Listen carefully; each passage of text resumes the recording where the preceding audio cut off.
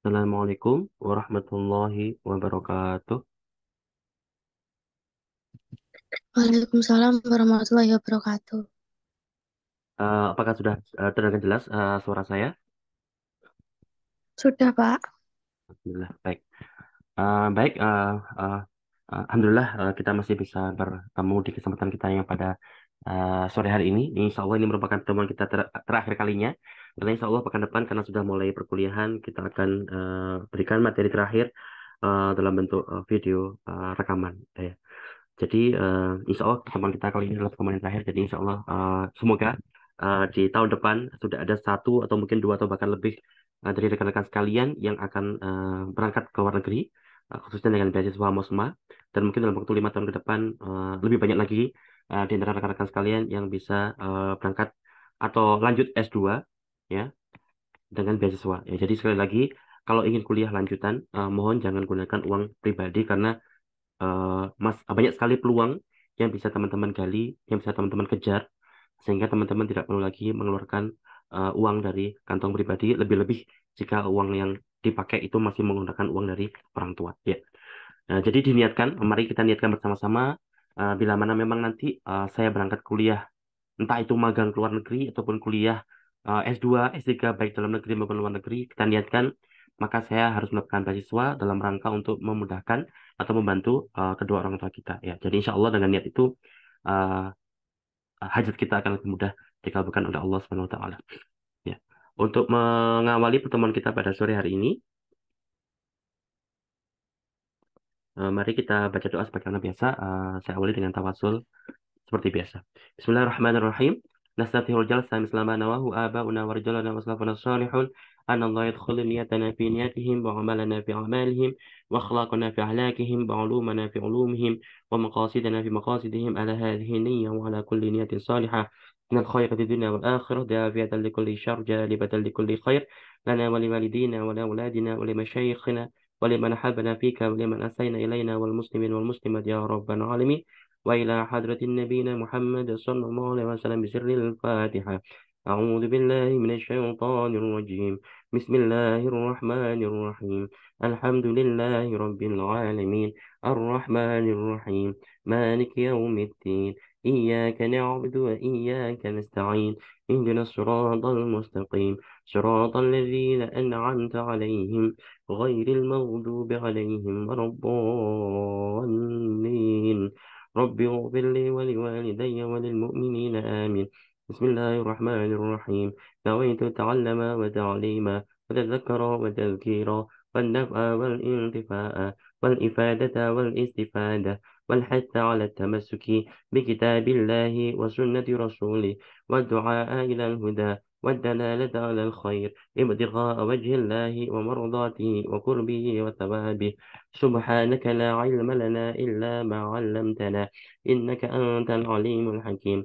رب اشرح لي صدري ويسر لي أمري واحلل عقدة من لساني يفقهوا قولي. رضينا بالله ربا وبالإسلام دينا ومحمد النبي ورسولا. ربي زدنا علما وارزقنا فهما.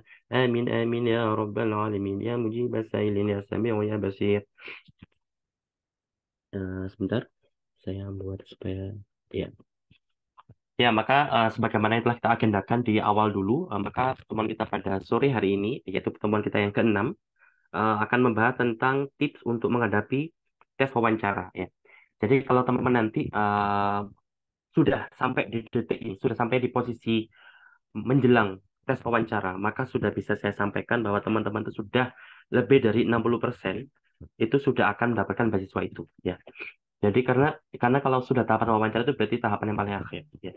Kemudian pada hari ini kita akan membahas lebih detail tentang tahapan wawancara untuk tes, maaf untuk beasiswa-beasiswa yang diberikan oleh pemerintah Indonesia. Jadi ada beasiswa LPDP, ada beasiswa Pendidikan Indonesia, ada beasiswa Indonesia Bangkit.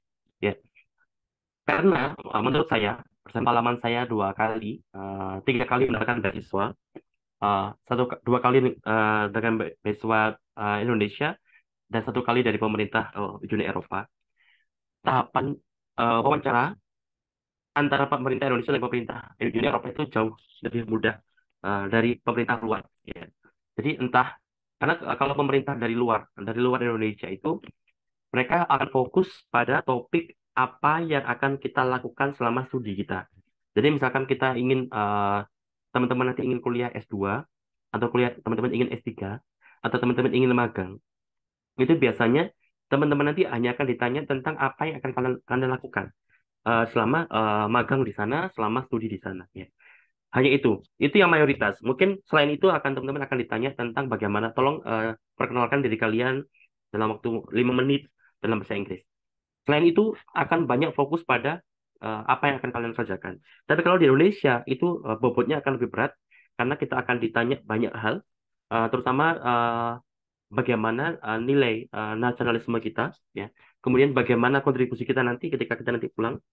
Kemudian nanti bagaimana juga background kita pastinya apa, kita selama ini S1-nya apa, atau selama S1 pernah ikut organisasi apa. Intinya banyak hal. Oleh karena itu bisa saya bilang, bobot, atau kalau kita bobot antara beban wawancara yang dilakukan oleh pemerintah Indonesia dengan beasiswa dari pemerintah luar Indonesia, itu lebih ringan pemerintah luar Indonesia. Di pemerintah Indonesia itu seringkali menggali banyak informasi dari calon awardee atau calon penerima beasiswa dan merangka untuk mengukur seberapa jauh nilai kita bagi Indonesia di masa depan. Oleh karena itu, mereka pastinya apa ya, lebih kompleks pertanyaannya, lebih bobot beban pertanyaannya, karena harapannya dengan wawancara ini tadi, pemerintah kita bisa mengukur apakah anak ini merupakan kader bangsa yang memang layak untuk diberi dana untuk studi lanjut mereka. Oleh karena itu, hari ini kita akan membahas tentang apa saja sih yang bisa kita persiapkan untuk untuk persiapan teman-teman menghadapi seleksi wawancara di kemudian hari. Ya, pastinya yang paling dekat ya seleksi beasiswa magang di tahun depan yaitu MOSMA. Ya, jadi secara umum baik itu LPDP maupun beasiswa Indonesia Bangkit maupun beasiswa Pendidikan Indonesia yang mungkin beasiswa yang terakhir ini memang BPI teman-teman mungkin belum apa ya belum bisa karena dibandingkan dua beasiswa yang awal tadi, yang LPDP dan juga beasiswa Indonesia Bangkit, itu relatif lebih fleksibel. Ya, jadi insya Allah teman-teman semuanya bisa melamar untuk dua jenis beasiswa ini tadi. Tapi untuk beasiswa pendidikan Indonesia, ini seringkali lebih apa ya, mintanya lebih spesifik. Misalkan kalau eh, mau jadi dosen, itu sudah jadi dosen tetap. Jadi misalkan seperti saya pribadi, saat ini masih menjadi dosen luar biasa di UIN 1, maka saya belum bisa untuk mendaftar beasiswa BPI atau beasiswa pendidikan Indonesia. Tapi kalau untuk LPDP dan beasiswa Indonesia Bangkit, saya bisa. Rekan-rekan pun bisa. Sehingga oleh karena itu, apa yang nanti saya sampaikan itu berkaitan dengan beasiswa LPDP maupun beasiswa Indonesia Bangkit. Mungkin BPI bisa bagi beberapa di antara kita, tapi insya Allah sebagian besar dari kita belum bisa untuk melamar beasiswa pendidikan Indonesia. Secara umum, komponen yang akan ditanyakan nanti itu berkaitan dari 4 hal. Ya, terdiri dari 4 komponen. Yang pertama tentang studi akademik atau background atau latar belakang akademik kita. Ya, misalkan teman-teman nanti ingin beasiswa magang. Beasiswa magang biasanya untuk mahasiswa-mahasiswi semester 5 atau semester 6 S1-nya. Oleh karena itu nanti akan ditanya selama semester 5 semester belakang, semester 1 sampai semester 5 kemarin IPK-nya bagaimana. Kemudian minatnya ada di mata kuliah apa. Kemudian mengapa kok apa hubungannya antara magang saat ini dengan mata kuliah yang telah kalian ambil selama 5 semester sebelumnya. Intinya apa saja yang berkaitan dengan akademik kita sebelum kita mendapatkan beasiswa itu nanti akan ditanyakan. Ya. Jadi itu yang komponen pertama yang akan ditanyakan selama proses wawancara. Ya. Sekali lagi, kalau sudah ada di tahapan wawancara, teman-teman itu sudah bisa berharap sangat kuat bahwasannya teman-teman itu akan diterima beasiswa. Jadi kalau teman-teman nggak sampai berbuat yang sangat fatal sama wawancara ini, maka teman-teman insya Allah akan lolos. Tapi banyak juga kejadian beberapa senior ya, senior yang secara akademik dia sangat luar biasa, tapi ternyata apa ya, ada hal tertentu yang sebenarnya bisa dihindari, tapi sayangnya tercetus ketika wawancara sehingga hal itu yang membuat yang bersangkutan tidak lolos, sehingga tidak mendapatkan beasiswa selanjutnya. Padahal sudah hafal yang berarti sudah lebih dari 60% sudah pasti, hampir pasti menjadi penerima beasiswa. Kemudian komponen yang kedua yang akan ditanyakan selama proses wawancara adalah tentang kepemimpinan. Ya. Jadi teman-teman selama menjadi S1, apakah pernah menjadi pemimpin, misalkan menjadi ketua panitia tertentu, menjadi ketua himpunan, ataukah menjadi ketua Karang Taruna di tempat tinggalnya, atau menjadi ketua pelaksanaan lomba 17 Agustus dan lain sebagainya, maka itu semuanya pun nanti akan ditanya. Ya. Biasanya akan diminta untuk menyebutkan. Jadi tolong jelaskan dalam waktu 5 menit secara singkat prestasi apa saja yang pernah Anda peroleh sampai detik ini secara urut. Ya, itu nanti akan diminta untuk menjelaskan. Kalau teman-teman nanti ingin keluar negeri, biasanya akan diminta untuk menjelaskan dalam dalam bahasa Inggris. Ya. Mengapa kok seperti itu? Ya lagi-lagi memang karena nanti kalau ketika di luar negeri, bahasa yang utama adalah bahasa Inggris, sehingga beliau-beliau ini atau tim reviewer atau tim pewawancara ingin mengetahui seberapa jauh kita calon interviewer itu menguasai bahasa Inggris. Karena bisa jadi kita orang biologi, kita orang pendidikan biologi itu akan bisa ngomong bahasa Inggris dengan sangat lancar kalau berkaitan dengan biologi. Tapi ketika kita ngomong hal-hal yang tidak berkaitan dengan biologi, misalkan politik, misalkan dengan ngomong tentang hal-hal yang berkaitan dengan hubungan sosial, seringkali kita gelagapan. Mengapa bisa seperti itu? Ya karena kita memang terbiasa ngomong eh, dengan jurnal biologi. Kita biasa belajar dengan jurnal pendidikan biologi, sehingga kosakata yang ada di otak kita itu seringkali hanya spesifik berkaitan dengan biologi. Kita seringkali lupa untuk menambahkan kosakata-kosakata yang berkaitan dengan hidup sehari-hari kita. Ya, oleh karena itu nanti teman-teman ketika belajar untuk mengupgrade bahasa Inggrisnya, jangan pernah tinggalkan kosakata-kosakata yang pastinya nanti akan diperlukan untuk kehidupan teman-teman sehari-hari. Ya. Jadi profil diri teman-teman berkaitan dengan kepemimpinan, prestasi, pernah menjadi juara apa saja, misalkan pernah menjadi juara Olimpiade, atau pernah terpilih menjadi duta biologi di UIN, UIN 1, atau pernah menjadi apapun, maka itu nanti juga perlu teman-teman rangkum. Sehingga nanti teman-teman latih sebelum wawancara, sehingga teman-teman nanti cukup bisa menyampaikan semua riwayat kepemimpinan, riwayat prestasi, dan riwayat kontribusi teman-teman yang sudah teman-teman peroleh sejauh ini, khususnya ketika mulai masuk dunia perkuliahan, dalam waktu yang nggak lebih dari waktu 5 menit. Ingat, waktu itu sangat penting karena sekali wawancara itu tidak lama-lama, ya. Bahkan pengalaman saya, wawancara kerja itu nggak lebih dari 15 menit, ya. Bayangkan, dalam waktu 15 menit kita harus ngomong banyak hal. Oleh karena itu jangan ngomong yang nggak penting. Caranya bagaimana? Caranya harus tetap mengerti. Kemudian yang ketiga, materinya berkaitan tentang psikologi diri, ya. Ini insya Allah kalau teman-teman yang sudah pernah gabung di kelas saya, yang sudah pernah membuat life grand map atau sudah pernah membuat peta diri, ya, maka insya Allah teman-teman akan tahu sudah teman-teman sudah kurang lebih bisa mengetahui kelemahan pribadinya teman-teman itu apa, kemudian kekuatannya teman-teman itu apa, kemudian bagaimana peluang yang ada di sekitar teman-teman, dan bagaimana teman-teman bisa mengatasi kelemahannya teman-teman dengan peluang yang ada, atau banyak hal itu nanti juga akan ditanyakan ketika proses wawancara di LPDP, ya, maupun beasiswa yang lain, ya. Termasuk ketika saya di Jerman, saya itu ditanya, eh, apakah kamu termasuk orang yang mudah menyerah? Ya.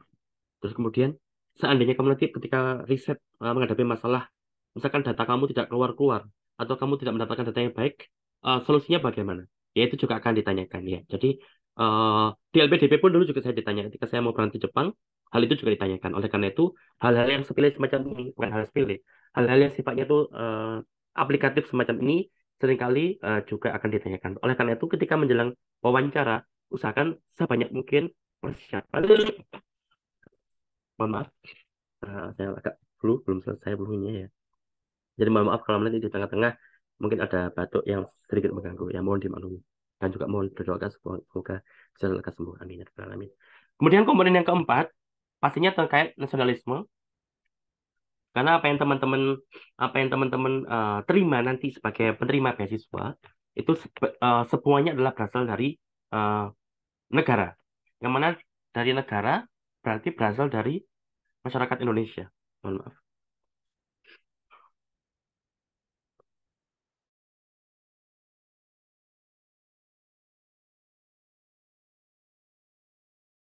Ya.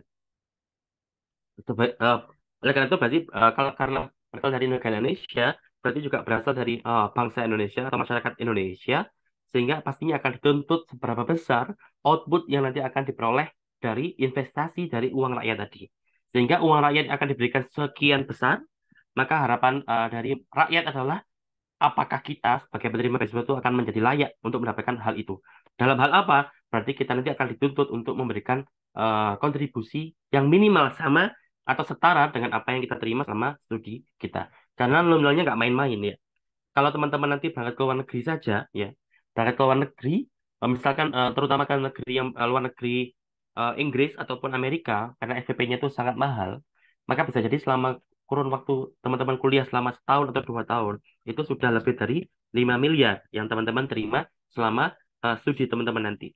Jadi tidak main-main uang yang diterima selama studi, oleh karena itu juga harapan atau kontribusi yang dituntut oleh masyarakat Indonesia terhadap kita juga tidak main-main. Oleh karena itu seringkali di wawancara ini juga akan ditanyakan seberapa besar sih rasa nasionalisme kita. Ya jangan sampai ketika kita ketika kita nanti sudah pulang, kita bukan bukan lagi menjadi kader bangsa yang ingin pulang membangun bangsa, tapi justru malah menjadi apa ya menjadi alumni bangsa Indonesia yang kemudian memilih menetap di luar negeri untuk membangun negeri orang, bahkan mungkin untuk menyerang Indonesia. Ya, jadi jangan sampai ya. Oleh karena itu di wawancara ini juga nanti akan ditanyakan hal semacam itu. Ya.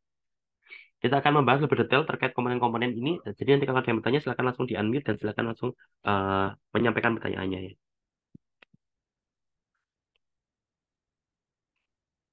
Ya, pertama kita akan membahas tentang materi apa saja sih yang akan ditanyakan yang berkaitan dengan studi akademik atau background akademik atau latar belakang akademik dari teman-teman sekalian ya. Jadi kalau teman-teman intinya sebenarnya gini, di tahapan wawancara ini, sebenarnya kunci utamanya, tipsnya yang paling penting, nanti tips akan saya sampaikan paling belakang. Tapi tips yang paling penting di antara banyak tips yang bisa saya sampaikan adalah jujur. Yes. Kalau teman-teman jujur, maka teman-teman tanpa belajar pun, tanpa persiapan apapun, ya, oke, besok tes wawancara. Hari ini teman-teman nggak usah belajar sebenarnya. Kalau yang teman-teman tulis itu semuanya benar, semuanya adalah jujur, ya. Tapi seringkali kita perlu untuk menghindari kesalahan. Kita perlu menghindari gini. Seringkali kalau kita nggak belajar, kita nggak mempersiapkan Hamin satunya, seringkali kita lupa yang berkaitan dengan tanggal. Nah, oleh karena itu, saran saya tetap belajar. Tapi kalau teman-teman jujur, insya Allah kewajiban untuk belajar itu atau kewajiban untuk belajar di Hamin satunya itu menjadi tidak 100%. Bisa jadi hanya 20%, bisa jadi hanya 30%. Ya. Tapi intinya kalau teman-teman jujur ketika membuat lamaran, jujur menuliskan identitas diri, jujur membuat CV, jujur mencantumkan semua riwayat pengalaman keorganisasian dan lain sebagainya, maka insya Allah teman-teman dengan refleks pun sudah bisa menjawab semua pertanyaan dari tim reviewer. Jadi itu kuncinya. Jadi kalau teman-teman jujur, maka bisa saya pastikan 50% pertanyaan sudah bisa dijawab. Mungkin kendalanya kalau teman-teman harus belajar bahasa Inggrisnya, ya. Karena tidak bisa kita pungkiri, kita orang Indonesia. Bahasa ibu kita atau mother tongue atau bahasa apa ya bisa bahasa lidah kita atau bahasa ibu kita itu adalah bahasa Indonesia. Sehingga kalau refleks kita ngomongnya bahasa Indonesia, ya. Sehingga kalau teman-teman nanti diminta untuk ngomong bahasa Inggris mendadak, seringkali kita itu akan terkesan ngomongnya itu campur-campur. Ya mungkin kalau yang bisa teman-teman apa ya yang sering teman-teman dengar kayaknya teman-teman kita yang dari Jakarta Selatan. Ya jadi ngomong satu kata pakai bahasa Indonesia, satu kata pakai bahasa Inggris, satu kata bahasa Indonesia lagi, bahasa Inggris lagi, terus campur-campur-campur ya. Itu kalau tidak dilatih dengan baik menjelang wawancara ya. Oleh karena itu tetap menjelang wawancara harus dipersiapkan karena apa? Ingat wawancara, berarti teman-teman sudah lebih dari 60% merupakan calon penerima beasiswa. Kalau teman-teman kepleset sedikit saja, hilang itu peluang menjadi penerima beasiswa yang sebenarnya. Ya. Oleh karena itu, meskipun sudah mendekati titik akhir menjelang diterima beasiswanya, jangan sampai persiapannya menjadi kurang maksimal atau terkesan menyepelekan. Itu kuncinya. Mohon maaf, saya minum dulu. Nah, terkait yang pertama, materi terkait studi akademik apa saja sih yang akan ditanyakan berkaitan dengan background akademik rekan-rekan sekalian. Maka yang biasa ditanyakan adalah seperti ini. Kalau seandainya teman-teman nanti ingin lanjut kuliah S2 atau S3 nanti, pasti ditanya, mengapa kok lanjut S2 atau S3? Atau kalau PINMAG, nanti tahun depan daftar beasiswa MOSMA, maka mungkin akan ditanya, mengapa kok ingin ikut beasiswa MOSMA atau beasiswa magang? Mengapa kok ingin magang 1 semester ke luar negeri? Ya. Jadi kalau teman-teman harus mempersiapkan seperti itu. Kalau misalkan apa ya contoh dari saya karena saya sebagai dosen dari dulu kepingin jadi dosen Maka paling gampang adalah ya karena sebagai dosen saya dituntut untuk memiliki jenjang akademik yang tinggi. Ya, mahasiswa saya itu pasti mahasiswa S1 ya, sehingga sebagai dosen, sebagai guru paling tidak saya harus S2.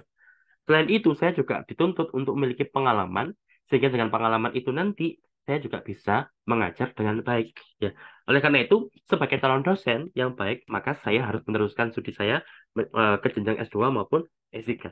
Itu contoh alasan untuk menjawab pertanyaan dari jelaskan alasan kamu mengapa kamu ingin studi S2 atau S3. Ya, jadi itu merupakan contoh jawaban yang eh, bisa teman-teman sampaikan. Intinya teman-teman harus tahu, beasiswa itu tidak hanya untuk jalan-jalan. Justru sebaliknya. Kalau teman-teman lihat selebgram-selebgram atau youtuber-youtuber yang mereka itu ketika ke luar negeri itu jalan-jalan kemana-mana, ya dalam waktu 1 minggu 2 minggu mereka di luar negeri itu mereka bisa kemana-mana. Tapi kalau kita sedang di luar negeri untuk studi yang waktunya 2 tahun 3 tahun, itu bisa jadi jangkauan kita untuk jalan-jalan itu nggak sejauh youtuber ataupun selebgram yang cuma 2 minggu tadi. Ya, itu adalah suatu fakta yang apa ya? Suatu fakta yang apa ya? Aneh tapi nyata. Ya, kita yang tinggalnya itu 2 tahun 3 tahun di luar negeri, bisa jadi yang kita pernah kunjungi di negara itu hanya tempat-tempat tertentu. Mengapa kok seperti itu? Ya karena memang waktu kita sebagian besar habis untuk bekerja di laboratorium atau habis untuk kuliah, habis untuk mengerjakan tugas-tugas perkuliahan, bukan untuk bukan untuk bukan untuk jalan-jalannya. Jadi jalan-jalan itu sangat kecil kalau kita total dari total kehadiran kita selama tinggal di luar negeri sana. Ya. Oleh karena itu bukanlah menjadi alasan. Mendapatkan beasiswa untuk jalan-jalan itu bukan alasan yang utama. Ya. Tapi kalau teman-teman bilang, jika saya mendapatkan beasiswa, maka saya ingin menuntut ilmu yang sebanyak-banyaknya, yang mana bisa jadi ilmu itu tidak bisa saya dapatkan selama saya di Indonesia. Selain itu, saya juga ingin mendapatkan pengalaman yang sebesar-besarnya, yang pastinya juga pengalaman itu tidak bisa didapatkan di Indonesia. Karena pengalaman itu sangat berkaitan dengan ruang dan waktu. Ya, kalau kita di luar negeri, maka pengalaman yang kita dapatkan juga pengalaman selama kita di luar negeri, yang pastinya berbeda dengan pengalaman yang kita peroleh selama di Indonesia. Jadi itu contoh-contoh yang bisa teman-teman jelaskan bila mana teman-teman ditanya terkait alasan mengapa teman-teman ingin lanjut S2 atau S3 di luar negeri atau teman-teman ingin magang di luar negeri seperti itu ya. Kemudian pastinya juga, ya kan di kampus di luar negeri itu, atau kampus di dunia ini banyak sekali. Di kota di Jawa Timur saja, jumlah kampusnya itu sangat banyak sekali. Ya, di Tulungagung saja jumlah kampusnya banyak sekali. Ya, di Malang banyak sekali. Di Indonesia banyak sekali. Maka kalau kita sedang ngomong di luar negeri, maka jumlahnya pun juga sangat banyak dan mereka semuanya bagus-bagus. Sehingga kita akan ditanya, mengapa kok kita memilih kampus tujuan kita? Dari sekian banyak kampus yang bisa teman-teman pilih, mengapa kok memilih kampus tujuan itu? Mohon maaf.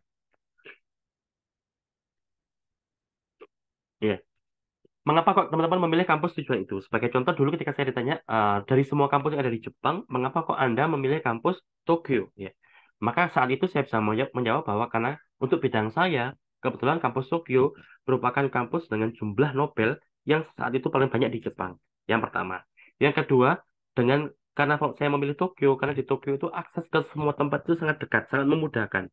Saya ingin datang ke konferensi-konferensi di Tokyo itu banyak, hampir tiap tahun itu ada konferensi-konferensi yang apa ya, yang sangat terpercaya ya, sehingga dalam waktu 1 tahun saya bisa menghadiri banyak konferensi yang berkaitan dengan bidang saya.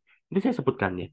Jadi mengapa kok teman-teman memilih kampus itu akan ditanya. Kenapa kok teman-teman memilih negara itu nanti juga akan ditanya ya. Jadi kita harus mempersiapkan. Jadi gini, mulai sekarang biasakan. Kalau teman-teman punya mimpi untuk kuliah lanjut nanti, biasakan apa alasan teman-teman memilih tempat itu menjadi tempat pilihan. Ya, yang sering kali saya sampaikan ya. Misalkan teman-teman ingin kuliah lanjut S2 di Arab Saudi. Ya. Mengapa kok ingin kuliah lanjut S2 di Arab Saudi? Maka salah satunya adalah haji. Ya. Tapi haji itu kan merupakan salah satu kewajiban kita sebagai umat Muslim. Ya. Tapi kalau kita sedang wawancara beasiswa, dan teman-teman menyebutkan alasan haji terlebih dahulu, bisa jadi itu akan menjadikan nilai nilai teman-teman menjadi berkurang. Sehingga tetap tonjolkan unsur akademiknya. Oke, saya berangkat ke sana karena di sana itu ada profesor yang sangat ahli di bidang saya. Kemudian selain itu juga di sana merupakan tempatnya banyak Muslim, sehingga sebagai orang Muslim saya akan lebih nyaman tinggal di tempat yang Muslim, sehingga saya bisa menempuh dua hal, sehingga saya bisa mendapatkan karir akademik yang saya kendaki, ditambah lagi pengalaman sebagai Muslim di tempat pusatnya agama Islam, plus saya bisa menunaikan ibadah hati saya. Jadi teman-teman tetap tonjolkan unsur akademiknya, ya. Jadi jangan apa ya, jangan jangan ketika ditanya sesuatu teman-teman itu langsung menjawab dengan sisi egoistiknya teman-teman, ya. Itu jangan kayak tadi, mengapa kok memilih, misalkan memilih negara Jerman, teman-teman bilang saya ingin jalan-jalan di Jerman. No, itu big no. Jangan sampaikan seperti itu, tapi utamakan akademiknya dulu, baru nanti di belakang teman-teman bisa sisipkan alasan pribadi mengapa teman-teman memilih Jerman dibandingkan tempat lain. Misalkan teman-teman punya, oh saya ingin meniru meniru B.J. Habibie, ya. Saya punya kenalan, ya, kenalan saya ini, beliau itu sangat fanatik dengan almarhum Pak Habibie, ya. Jadi beliau itu mulai S1 itu kuliah di kampusnya Pak B.J. Habibie dulu, di mana beliau kuliah S1. Kemudian beliau lanjut S2 sorry, beliau kuliah S2 di tempat yang sama dengan Pak Habibie dulu kuliah S1, ya. Intinya beliau berusaha mengikuti jejaknya Pak Habibie sedetail mungkin. Termasuk ketika sekarang S3 beliau berangkat ke Jerman, itu persis di kampusnya di mana dulu Pak Habibie mendapatkan gelar dokter ilmiah beliau, ya. Jadi beliau benar-benar mengikuti jejaknya Pak Habibie. Bahkan ketika beliau pun banyak teman saya ini banyak punya lowongan, dapat lowongan untuk kuliah di tempat lain, beliau tidak tergiur sedikit pun. Beliau fokus untuk kuliah, walau bagaimanapun caranya beliau ingin kuliah di kampusnya Pak B.J. Habibie, yaitu di Aachen, di daerah Jerman, di sebelahnya kota Bonn, tempat di mana saya dulu belajar. Jadi tergantung niatnya bagaimana. Tapi insya Allah niatnya kita banyak berbeda-beda, bervariasi. Tapi gali dan susun niatnya teman-teman itu supaya niat teman-teman itu menjadi sangat menarik dan terkesan tidak egois, ya. Pastinya juga program studi ya, tujuannya teman-teman mengapa ini sudah saya bahas sedikit di pertemuan yang lalu, pasti juga akan ditanyakan. Jadi lagi-lagi kembali, mulai saat ini silakan bermimpi, tapi bermimpi yang terukur. Jadi jangan bermimpi yang abstrak. Saya mau ke sana, pokoknya saya ingin ke sana, nggak tahu alasannya apa. No, jangan seperti itu. Tapi intinya saya ingin ke sana, alasannya kenapa, itu harus sudah bisa terukur, ya. Kemudian juga alasan memilih profesor ini juga yang terpenting. Ingat kalau teman-teman kemarin ketika di pertemuan sebelumnya kita membahas tentang tips untuk memilih profesor, maka di sini pun juga pasti akan dipilih. Karena ini hal yang sangat penting. Lagi-lagi ini merupakan hal yang sangat penting karena profesor kita itu merupakan contoh daripada apa pengganti orang tua kita selama di luar negeri nanti. Beliau inilah yang nanti akan berjuang mati-matian untuk bisa menyelamatkan kita selama kita berada di luar negeri bila mana ada masalah-masalah, entah itu administrasi, entah itu nanti berkaitan dengan izin tinggal kita di luar negeri, apakah itu nanti berkaitan dengan misalkan teman-teman nanti ingin mengundang keluarga datang ke sana, butuh bantuan, profesor kita akan membantu. Maka oleh karena itu, memilih profesor yang baik itu hampir sama dengan apa ya? Apa ya? Kalau teman-teman berhasil memilih profesor yang baik, mohon maaf, baiknya tidak dalam hal baik akademiknya saja, karena insya Allah semua profesor itu pasti sudah teruji secara akademiknya. Tapi maksudnya adalah profesor yang bisa mengayomi teman-teman sebagai teman, sebagai kolega, sebagai kerabat, itu merupakan nilai plus yang luar biasa yang harus kita syukuri sebaik mungkinnya. Karena banyak juga kasus ketika ada orang, misalkan ada beberapa di antara kita, maaf, saya punya kenalan yang dia tuh gabung di kampus di Australia. Tahun pertama dia masih bekerja dengan profesornya, tapi di tahun kedua profesornya itu harus harus pindah tempat, pindah ke Norwegia, ya. Jadi profesornya harus pindah ke Norwegia sehingga dia apa ya terkatung-katung di Australia. Untung di Australia tempat dia itu ada satu profesor, ya, yang memang beliau profesor itu rela untuk menampung teman saya itu, ya. Menampung itu maksudnya apa? Menampung itu maksudnya menampung untuk memberikan bimbingan selama menempuh studi S3, ya. Jadi itu sulit sekali. Tidak semua profesor mau seperti itu karena mereka pasti akan mengukur apakah saya punya waktu luang untuk menambah satu orang bimbingan, apakah mereka punya dana lebih untuk membantu risetnya bimbingan baru tadi atau bimbingan pindahan tadi. Ya oleh karena itu sangat sulit, ya. Tapi kebanyakan insya Allah kebanyakan dari kita ketika kita sudah memilih profesor itu dan profesor itu sudah setuju dengan kita, maka profesor itu akan menemani kita sejak awal sampai akhir. Ya, baik itu S2 maupun S3. Tapi kita juga tidak tahu di masa depan bagaimana. Buktinya ada beberapa kenalan yang mengalami hal yang semacam itu di tengah-tengah jalan. Dia ditinggalkan oleh profesornya. Atau mungkin ketika di tengah masa studi, profesor itu terkena kasus, ya. Terkena kasus, misalkan ada pelanggaran akademik atau apapun itu, sehingga mau nggak mau harus melepaskan kita karena dia misalkan di apa disuruh cuti dan sebagainya sehingga kita tergantung lagi ya maka mau nggak mau kita harus mencari apa ya mencari profesor lain yang mau menampung kita. Insya Allah nggak ada di antara kita yang akan mengalami hal itu, tapi hal semacam itu juga sering terjadi dan sering dialami oleh rekan-rekan kita dari Indonesia. Intinya, ketika wawancara nanti seringkali ditanya juga, mengapa kok rekan-rekan memilih profesor itu sebagai pembimbing? Alasannya apa dan justifikasinya apa? Ya, seberapa jauh teman-teman mengenal beliau? Karena selama di sana nanti mereka lah orang tua rekan-rekan sekalian. Oleh karena itu pasti akan ditanya oleh tim reviewer atau tim pewawancara. Karena kalau kita bisa menjawab dengan meyakinkan, oh saya sudah sangat kenal, seperti yang saya tunjukkan tadi kemarin, di tips di materi di pertemuan kita ketika kita membahas tentang tips mencari supervisor, jika teman-teman bisa mengenali profesor seperti yang saya tunjukkan saat itu, saat pertemuan ketiga atau kedua saya lupa, maka insya Allah teman-teman bisa menjawab dengan sangat meyakinkan kepada apa ya, kepada reviewer. Sehingga ketika reviewernya nanti, oke, berarti si Fulan ini, panjenengan ini dianggap sangat kenal dengan profesornya, maka mereka pun akan dengan sangat yakin untuk memberikan skor yang bagus dalam sesi wawancara Anda ya. Yang pasti juga ini. Nah, seringkali kita diminta, waktu dulu saya diminta untuk presentasi 5 menit kalau nggak salah tentang skripsi saya. Ya. Jadi kalau teman-teman nanti misalkan ketika semester 5, seandainya teman-teman pernah terlibat di proyek dosen, ya, maka mungkin teman-teman nanti akan ditanya ketika wawancara magang, ditanya sebutkan atau jelaskan pengalaman penelitian teman-teman selama di kuliah di S1 ini. Atau ketika mau daftar S2, diminta jelaskan secara singkat tentang penelitian skripsi Anda. Ya, jadi diminta secara singkat menjelaskan dalam bahasa Inggris waktu itu. Jadi kalau bahasa Indonesia kan insya Allah kita bisa menjelaskan dengan sangat mudah. Tapi kalau bahasa Inggris kan tetap kita perlu latihan. Kemudian karena waktu itu eh, saya daftar kuliah S2 ke Jepang setelah lulus S2, waktu itu masih boleh ya. Maka saya pun ditanya tentang riset tesisnya apa. Jadi tesis kemarin kamu ngerjakan apa? Dan apakah tesis kemarin sudah berguna bagi masyarakat? Kalau berguna, bergunanya bagaimana? Ya. Jadi itu akan ditanya oleh mereka-mereka juga untuk menggali seberapa layak sih kita sebagai calon menerima beasiswa untuk menerima beasiswa studi lanjut kita dari LPDP maupun dari pemerintah Indonesia secara umum ya. Kemudian juga kita akan ditanya terkait nanti kamu mau ngapain aja selama studi. Selama kita kasih dana studi, kalian mau ngapain apa? Mau ngapain aja selama di sana? Ya, jadi itu nanti juga akan ditanya. Lagi-lagi berlatih semua ini harus kita latih dalam bahasa Inggris ya. Usahakan selalu membuat paragraf yang singkat-singkat terkait jawaban untuk tanya-tanyaan ini. Karena nanti bila mana akan ditanya, maka teman-teman sudah akan refleks menjawab dengan bahasa Inggris. Kalau disuruh menjawab bahasa Indonesia, ya nggak masalah ya. Karena juga saya punya kenalan yang dia ketika wawancara itu ditanyanya bahasa Indonesia. Ya, padahal dia harus keluar negeri. Ya, tapi dia ditanya dalam bahasa Indonesia, nggak masalah. Karena itu randomnya wawancara itu seperti itu. Bisa jadi kita sudah mempersiapkan sedemikian rupa, ternyata pertanyaannya sangat meledak sekali. Jadi macam-macam. Ya. Intinya persiapan.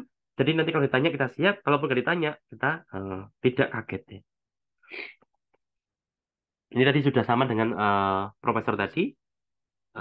Kampus tujuan tadi sudah sama ya, karena kalau kita sudah kenal tujuan kita, prodi tujuan kita apa, negara tujuan kita apa, profesor yang akan menjadi pembimbing kita bagaimana, semua itu insya Allah teman-teman aman ya. Kemudian ini juga yang terpenting, yang seringkali dilupakan untuk dipersiapkan. Kalau teman-teman ditanya, kalau kalian mau S2, kan bisa di dalam negeri. Kenapa kok harus ke luar negeri? Itu juga ditanya. Terus baliknya, kalian memilih untuk kuliah di luar negeri. Pak, saya ingin kuliah S2 di dalam negeri. Akan ditanya sama beliau, kenapa nggak ke luar negeri saja? Kita bisa loh mendanai kalian ke luar negeri, kita bisa loh mendanai kalian ke Amerika. Kenapa kok kalian memilih Indonesia saja? Nah, teman-teman harus memberi jawaban yang jelas. Mungkin contohnya seperti ini. teman-teman yang ingin kuliah S2 di dalam negeri misalkan di Malang ada kampus yang baik untuk pendidikan biologi, misalkan namanya UM Malang. Maka teman-teman bisa jalan seperti ini. Di bidang saya, pendidikan biologi, saya meyakini bahwa UM Malang itu merupakan salah satu kampus tujuan yang sangat baik untuk menjadi kampus tujuan studi lanjut saya. Mengapa? Karena di UM Malang ada Profesor A, yang mana profesor ini sudah saya ikuti sepak terjangnya selama bertahun-tahun. Dan saya selalu sangat tertarik dengan apa ya, dengan keahlian beliau di bidang yang juga saya minati. Saya pun juga sudah sempat berkorespondensi dengan beliau, dan alhamdulillah saya semakin menemukan kecocokan. Ditambah lagi, saat ini saya sudah memiliki pekerjaan tetap, yang mana saya tidak bisa meninggalkan pekerjaan saya ini setelah 100%. Ya, sehingga saya dituntut untuk tetap bekerja, misalkan weekend saja, ya, hanya Sabtu Minggu saja. Jadi saat Senin sampai Jumat saya akan uh, full fokus studi, tapi hanya yang weekend saya akan tetap bekerja, karena saya berposisi sebagai bos misalkan, sebagai manajer atau sebagai apapun itu. Ya. Jadi dengan hal itu teman-teman tidak bisa untuk berangkat ke luar negeri. Atau teman-teman punya keluarga yang keluarga itu membutuhkan kehadiran teman-teman secara fisik. Sehingga dengan seperti itu teman-teman tidak bisa berangkat ke luar negeri. Tapi kendati pun seperti itu, saya tetap ingin belajar lanjut di tempat yang terbaik dan yang cocok dan yang ideal. Oleh karena itu saya memilih untuk tetap studi di Indonesia. Dan karena saya domisilinya adalah di Tulungagung, saya nggak bisa jauh dari Tulungagung, sehingga saya memilih kota Malang. Intinya, mengapa kok teman-teman memilih tempat itu sebagai tujuan studi, itu harus teman-teman kuasai betul alasannya. Ya. Jangan dibuat-buat, tapi usahakan selogis mungkin. Ya. Oleh karena itu tadi saya bilang, kalau jujur, insya Allah teman-teman bisa membuat alasan yang sangat masuk akal. Ya. Kemudian target, ya saat ini, saat ini kan targetnya teman-teman itu kan sekarang hidup di zaman yang serba kompetitif ya. Teman-teman tuh sekarang hidup di masa-masa di mana seluruh anak mudanya itu sangat melek sama media sosial, sangat melek dengan teknologi, sehingga mereka tuh seringkali apa ya men-share pencapaian mereka di media sosial ya. Oleh karena itu bisa jadi teman-teman nanti itu memiliki target pribadi yang tidak apa ya, menjadi tidak terukur. Karena teman-teman tadi senangannya scrolling, suka scrolling, sehingga karena scrolling itu seringkali tanpa kita sadar membuat kita itu menjadi apa ya, menjadi insecure. Oh, anak ini kok pencapaiannya sangat tinggi, sangat tinggi, sangat tinggi, sehingga targetnya teman-teman yang teman-teman set buat diri teman-teman ini menjadi tidak terukur. Misalkan teman-teman saya nanti ingin lulus S2 dengan target publikasi sebanyak 10 jurnal. Ya, karena teman-teman melihat ada salah satu orang dari misalkan dari kampus lain yang di usia sama dengan teman-teman itu, tapi dia bisa target publikasi 10 jurnal. Ya, oke, target itu memang mungkin dicapai, tapi apakah itu menjadi visible atau menjadi mungkin bagi kita? Ya, intinya jangan set target yang terlalu tinggi, sesuaikan dengan kemampuan kita dan juga sesuaikan dengan kemampuan nanti kampus yang akan menjadi tempat kita studi lanjut, atau sesuaikan dengan kemampuan profesor kita. Profesor itu memiliki waktu yang sangat terbatas, ya. Jadi kalau kita paksa profesor kita untuk mendampingi kita untuk mempublish sekian banyak paper, bila mana beliau memang sangat sibuk, ya kita menjadi dolim terhadap beliau. Oleh karena itu, usahakan kita selalu menyesuaikan dengan kemampuan kita, tentunya yang pasti yang terutama juga nanti dengan kemampuan lingkungan kita. Jangan memaksakan keinginan. Intinya target yang baik adalah target yang terukur dan target yang bisa direalisasikan. Ya, jangan memaksakan kehendak semata-mata hanya untuk menyamakan dirinya teman-teman dengan orang lain yang bisa jadi apa ya? Mereka memiliki background yang berbeda dengan kita. Oleh karena itu tidak tidak perlu memaksakan diri menjadi sebaik orang lain. Kita masing-masing orang punya target pribadi yang usahakan terukur, yang terbaik bagi diri kita, tidak perlu menyiksa diri, tidak perlu menyakiti diri kita, dan tidak perlu membuat kita menjadi apa ya, minim tidurnya, setiap hari melek, dalam waktu seminggu kita lembur terus, tidak. Itu merupakan target yang tidak baik ya. Itu justru akan membuat wawancara teman-teman menjadi tidak apa namanya tidak tidak baik. Contoh. Kalau ditanya dulu ya. Saya dulu ketika mau di Jerman ditanya, dalam waktu 1 minggu, kamu nanti mau kerja di lab berapa hari? Ya. Terus bagaimana kalau kamu kerja di lab dalam waktu weekend, apakah kamu mau apa tidak? Nah, waktu itu saya jawab, saya akan bersedia bekerja di lab 8 jam per hari, minimal, ya. 8 jam per hari selama hari kerja. Untuk Sabtu dan Minggu akan saya atur sedemikian rupa agar saya tidak bekerja di Sabtu Minggu. Tapi karena saya akan menggunakan waktu Sabtu Minggu itu untuk keluarga saya. Tapi bila mana memang diperlukan saya untuk bekerja Sabtu dan Minggu dan tidak bisa dihindari lagi, maka saya akan dengan senang hati untuk datang ke laboratorium untuk bekerja Sabtu dan Minggu.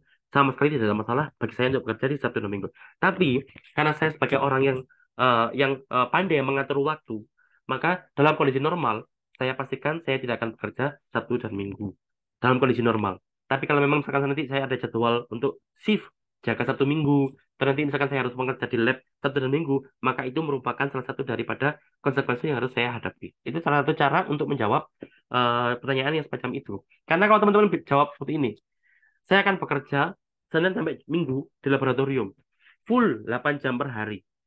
Setiap hari akan seperti itu, karena saya orang yang rajin bekerja. Itu merupakan jawaban yang buruk.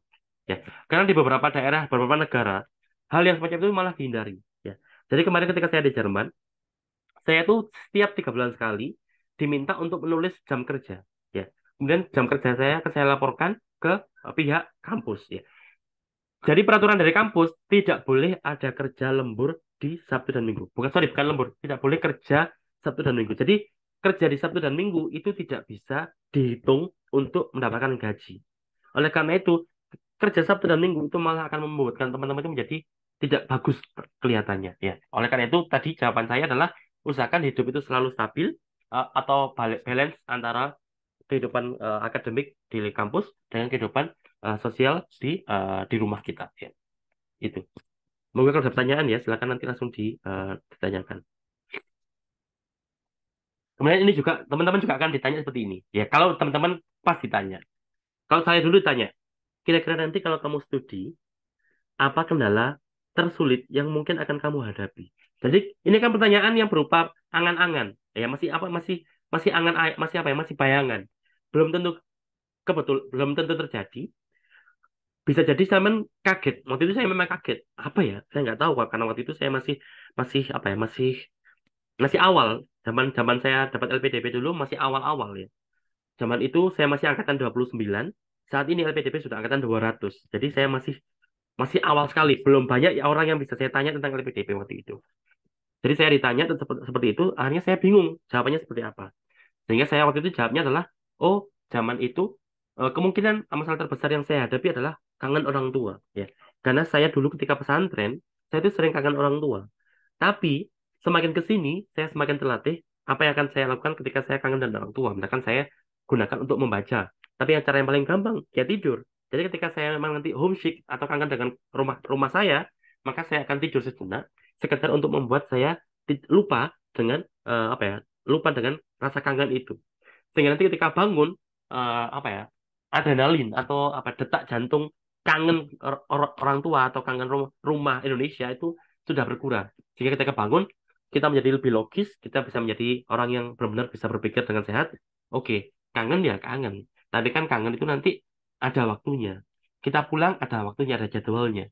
Nah, jadi itu merupakan jawaban saya ketika saya ditanya tentang tadi.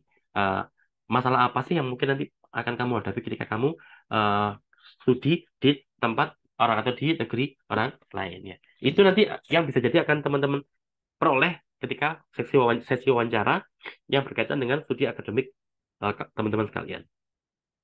Kemudian, ya, mengapa memilih Jepang misalkan? Atau mengapa teman-teman memilih Jerman? Atau mengapa teman-teman memilih eh, di Jerman? Kenapa teman-teman memilih kota Munchen dibandingkan kota Berlin? Mengapa nggak ke Berlin saja? Mengapa kok tidak di kota yang lain, misalkan Hamburg? Ya, itu semua juga pastinya akan ditanyakan. Usahakan, lagi-lagi yang tadi saya sampaikan, silakan bermimpi, silakan menyusun rencana nanti mau studi lanjut di mana, mau ke Malang atau mau ke Surabaya, silakan tentukan alasannya apa. Sejak saat ini latihan memberikan jawaban terkait alasan itu, sehingga nanti ketika ditanya di hari H wawancara, teman-teman sudah bisa menjawab dengan sangat meyakinkan. Tidak lagi bergetar, tidak lagi kaget, tidak lagi apa ya, tidak lagi blank, jangan sampai blank. Intinya semakin hebat teman-teman melatih refleksnya teman-teman ya dengan berlatih setiap saat, maka semakin kuat juga refleksnya teman-teman ketika nanti teman-teman membutuhkan refleks itu ya. Jadi kalau wawancara saya seringkali hanya berlandaskan refleks ya, karena apa yang saya lakukan selama ini sehari-hari, apa yang selama ini saya latih sehari-hari, maka pastinya nanti akan dibutuhkan ketika wawancara. Ya. Jadi itulah mengapa pentingnya latihan setiap hari. Ya kayak kemarin ketika kita membahas tentang latihan bahasa Inggris, usahakan berlatih itu setiap hari. Dengan setiap hari lama-lama enggak, setiap hari penting, tapi pendek-pendek saja. Yang penting setiap harinya. Ya, seperti itu. Kemudian apa saja yang sudah teman-teman lakukan ketika untuk menempuh studi lanjut S2, S3 ataupun teman-teman tahun depan daftar beasiswa MOSMA, beasiswa magang, apa yang sudah teman-teman persiapkan untuk beasiswa MOSMA? Misalkan teman-teman sudah seperti ini, saya sudah mempersiapkan, meskipun saya belum tahu kapan saya akan berangkat untuk keluar negeri, tapi saya sudah setiap kali saya punya uang lebih, daripada saya gunakan uang itu untuk membeli makanan mahal-mahal yang habis sekejap, maka saya memilih untuk membeli saya memilih untuk membeli perlengkapan musim dingin. Yang bisa jadi eh, ketika nanti saya mendapatkan beasiswa magang ini, saya sudah siap dengan perlengkapan musim dinginnya. Atau teman-teman sudah punya paspor. Meskipun saya belum tahu kapan saya berangkat ke luar negeri, tapi per hari ini saya sudah memiliki paspor. Sehingga kapanpun saya diterima oleh beasiswa ini, saya siap untuk berangkat dengan paspor yang sudah saya miliki. Ya. Jadi itu merupakan salah satu jawaban-jawaban yang mungkin akan disukai oleh oleh pewawancara. Karena jawaban macam itu tidak terkesan sombong, tapi terkesannya confidence. Ya, teman-teman usahakan selalu confidence, percaya diri, karena rajin berlatih, tapi jangan sampai dominan sombongnya. Ya. Karena sombong itu juga bisa menjadi bumerang. Ya. Banyak cerita-cerita di kita di kalangan para penerima beasiswa LPDP, mohon maaf lagi, banyak orang yang karir akademiknya itu luar biasa, IPK-nya mungkin hampir 4, ya.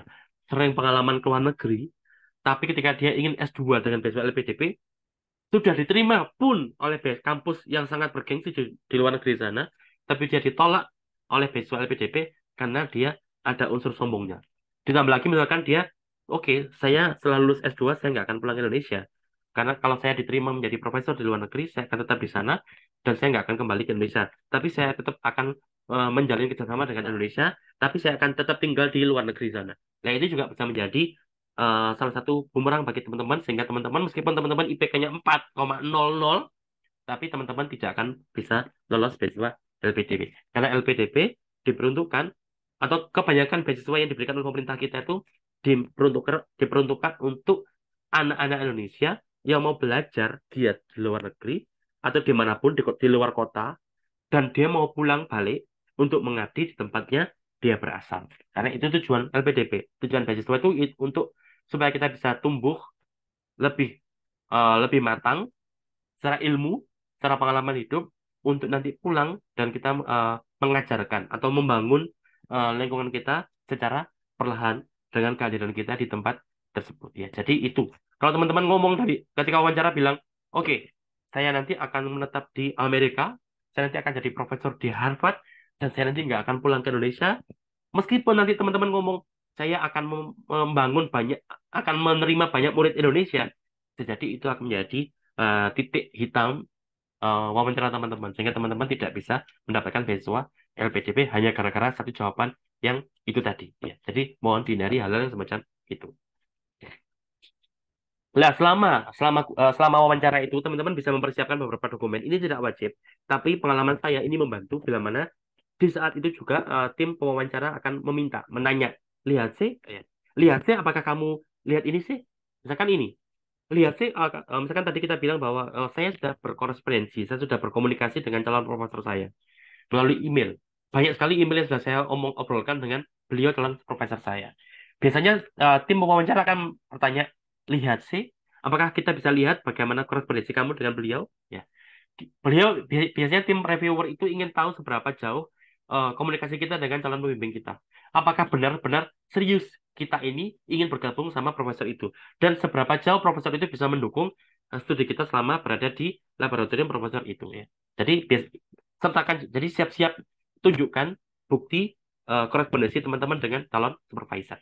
Insya Allah kalau teman-teman nanti juga daftar beasiswa magang tahun depan, MOSMA. Kan kemarin di pertemuan kemarin sudah saya sampaikan beberapa list kampus yang bisa dituju untuk beasiswa magang. Maka kalau teman-teman nanti bisa menggali informasi di kampus mana teman-teman nanti ingin berangkat, di kampus itu ada profesor siapa, atau ada mata kuliah apa yang teman-teman nanti bisa bergabung, teman-teman bisa menghubungi profesor itu, misalkan ya. Maka ketika wawancara mau semua nanti, teman-teman tunjukkan, itu bisa memperkuat aplikasi teman-teman, atau bisa memperkuat lamaran teman-teman sebagai calon penerima beasiswa. Ya, mohon maaf, saya ambil dulu. Ngomong ya sambil kelar pertanyaan ya. Ya, ada pertanyaan. Ya, ya, korespondensi lagi. Sorry, yang pertama tadi dengan admission committee atau perwakilan dari fakultas atau perwakilan dari jurusan, di mana jurusan yang akan kita bergabung. Ya, jadi misalkan kalau di sini kan ada staf bagian pendaftaran mahasiswa baru di kampus tujuan kita. Ya, sertakan juga hal itu. Jadi, kalau kalian selama ini sudah diskusi dengan, biasanya kalau teman-teman itu mendapatkan LOE, ingat teman-teman, kalau kita daftar di kampus S2 ataupun di dalam negeri maupun luar negeri, kalau teman-teman nanti sudah keterima sebagai mahasiswa, tinggal teman-teman nanti mencari beasiswanya, itu teman-teman sudah bisa mendapatkan namanya LOE atau Letter of Acceptance atau surat tanda terima dari TU-nya, ya dari jurusannya atau dari fakultasnya. Yang mana dengan LOE tadi teman-teman bisa melamar beasiswa dengan lebih mudah. Ya. Nah, itu juga bisa teman-teman tunjukkan. Apakah selama itu teman-teman sudah sempat komunikasi dengan pihak jurusan atau pihak fakultas tujuan teman-teman? Maka jika sudah ada tanda korespondensi, sertakan juga. Persiapkan. Jadi ketika menjelang wawancara, persiapkan. Jadi seandainya nanti ketika wawancara itu ditanya, teman-teman sudah siap. Termasuk juga korespondensi dengan calon profesor pembimbing kita. Berikutnya juga tabel. Ya, saya teman-teman siap-siap.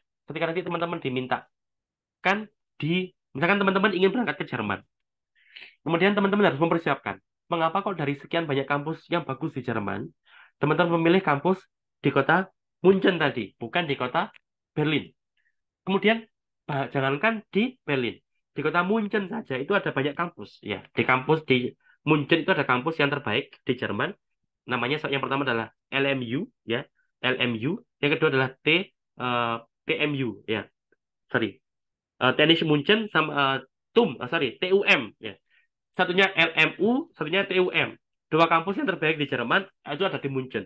Seandainya teman-teman memilih salah satunya, maka teman-teman harus bisa menunjukkan mengapa kok memilih salah satunya bukan yang satu lainnya. Ya, akan lebih bagus kalau teman-teman sudah mempersiapkan tabel dalam bentuk analisis SWOT, ya, SWOT, SWOT, S-nya untuk strength, kekuatan, W-nya untuk weaknesses, untuk kelemahan, T-nya itu untuk apa?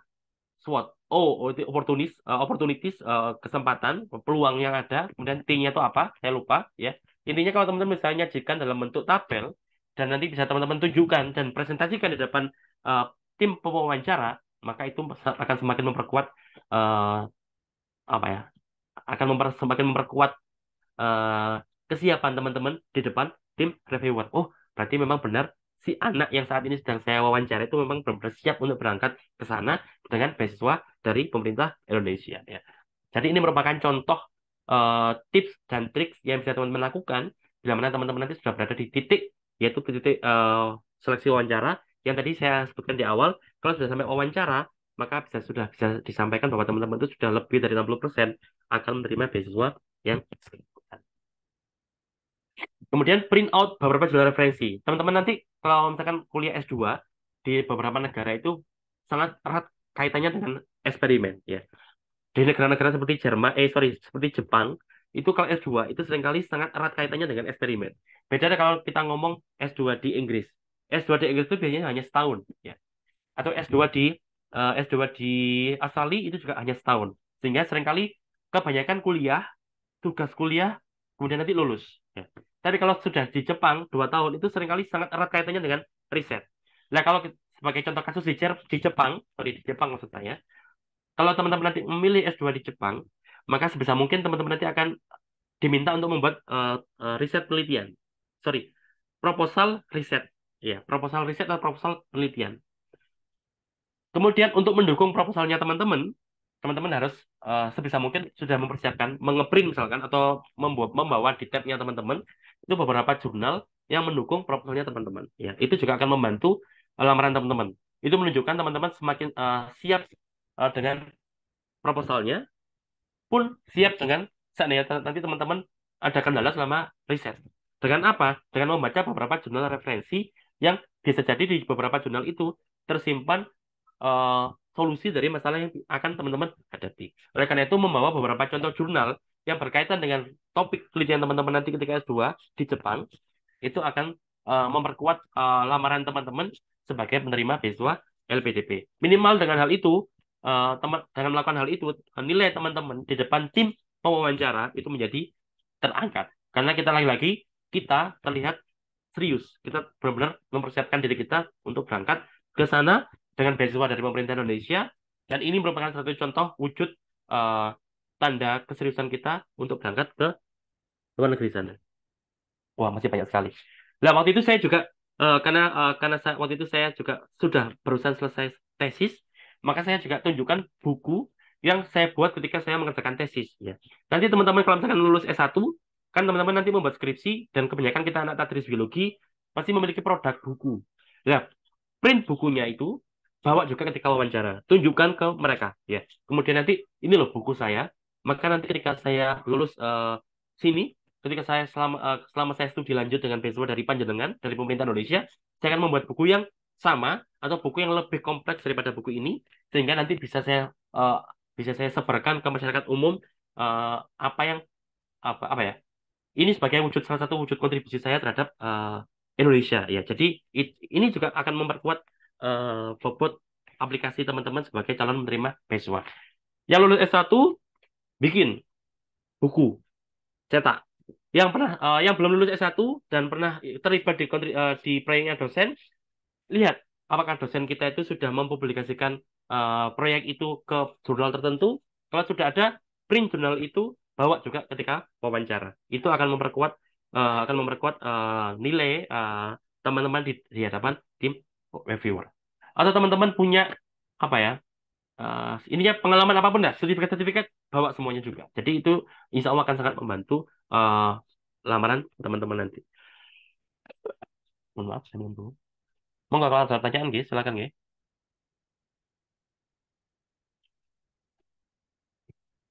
Ya, kalau memang belum ada pertanyaan, kita masuk ke materi yang kedua, materi tentang kepemimpinan atau leadership, prestasi, dan juga kontribusi yang sudah teman-teman eh, gapai, atau sudah teman-teman berikan, atau sudah teman-teman capai hingga detik ini ketika teman-teman berada di sesi wawancara beasiswa.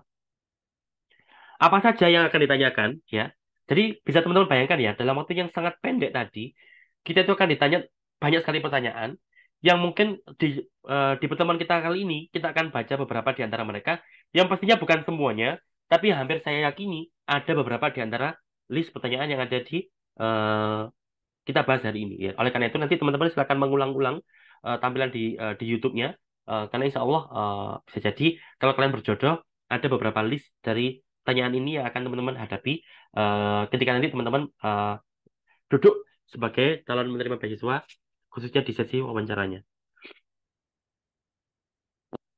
Ya, pengalaman organisasi atau komunitas apa saja yang pernah teman-teman ikuti, pernah menjadi apa saja, atau pernah terlibat di apa saja. Oleh karena itu, kalau teman-teman sekarang, mohon maaf, kalau teman-teman sekarang masih punya banyak waktu luang, ya, daripada scrollingan, daripada tidur-tiduran saja, mending ikut organisasi apapun selama organisasi itu masih positif, ya. Bukan organisasi yang terlarang pokoknya. Selama organisasi itu yang selama sorry, selama organisasi itu organisasi yang sangat baik, yang positif, ikuti, ya. Intinya isi hari-hari teman-teman yang masih kosong dengan kegiatan yang positif, yang membangun, sehingga dengan hal itu teman-teman nanti akan semakin banyak pengalaman, plus teman-teman nanti akan semakin banyak eh, sertifikat kegiatan pastinya, dan juga teman-teman nanti akan semakin banyak hal yang bisa teman-teman utarakan bila mana teman-teman nanti ditanya hal-hal yang semacam ini ya.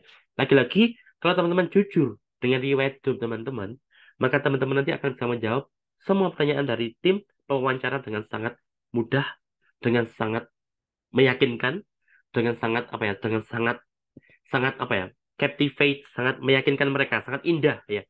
Kalau memang itu benar-benar teman-teman jalani ya, tidak dibuat-buat ya. Oleh karena itu, sejak saat ini daripada nyesal di kemudian hari, isi hari-hari teman-teman sekalian yang masih kosong. Saya tidak ngomong untuk yang sudah penuh ya. Yang masih kosong, masih ada yang kosong, usahakan isi sebisa mungkin dengan kegiatan-kegiatan yang positif. Mumpung masih S1.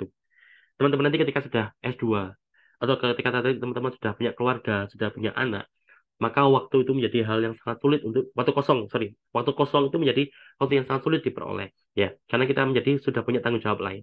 Tapi kalau ketika S1 yang masih belum punya tanggungan keluarga, yang masih belum punya tanggungan pekerjaan, insya Allah saya yakin masih banyak waktu yang kosong, yang bila mana teman-teman masih belum memaksimalkan dengan kegiatan yang positif, usahakan hal itu segera diisi dengan hal yang positif, ya. Kemudian prestasi apa saja yang sudah teman-teman dapatkan yang relevan dengan kegiatan studi kita nantinya, ya.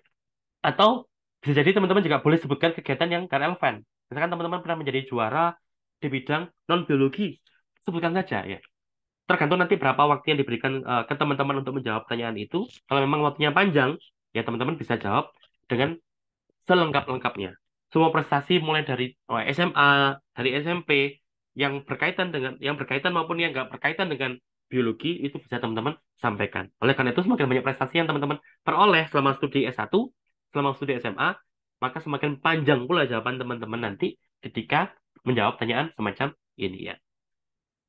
Kontribusi yang linear. Nah, ini mungkin kalau kita anak tadris biologi, maka kita kan pernah ikut Olimpiade biologi, menjadi juara, atau kalaupun nggak juara, pernah ikut serta. Atau nanti kalau teman-teman pernah ikut konferensi, pernah menjadi pemateri secara oral, menjadi presenter, ya, itu juga disampaikan juga. Atau pernah mendapatkan travel grant, itu juga atau apa ya, beasiswa transportasi, itu juga disampaikan juga. Atau pernah mendapatkan beasiswa selama S1, disampaikan juga. Intinya kalau seandainya teman-teman punya banyak sekali prestasi, lah latihan berikutnya adalah coba buat satu paragraf yang mencangkup semua prestasi itu yang bisa teman-teman sampaikan dalam waktu 5 menit.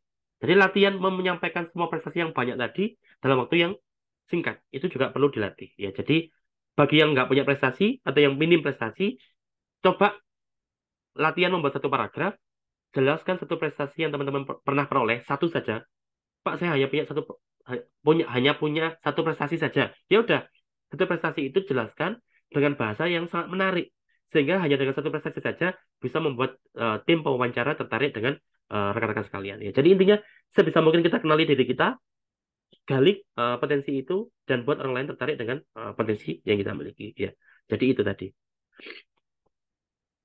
Kontribusi sosial, misalkan kita anak biologi, tapi Pak saya punya pengalaman mengajar selama kuliah S1, saya mengajar TPQ di dekat kos-kosan saya. Jadi juga sampaikan, karena itu juga prestasi. Kalau teman-teman ketika masih rapat-rapat kuliah, teman-teman mau menyibukkan diri menjadi guru TPQ, yang mana guru TPQ itu seringkali tidak ada gajinya.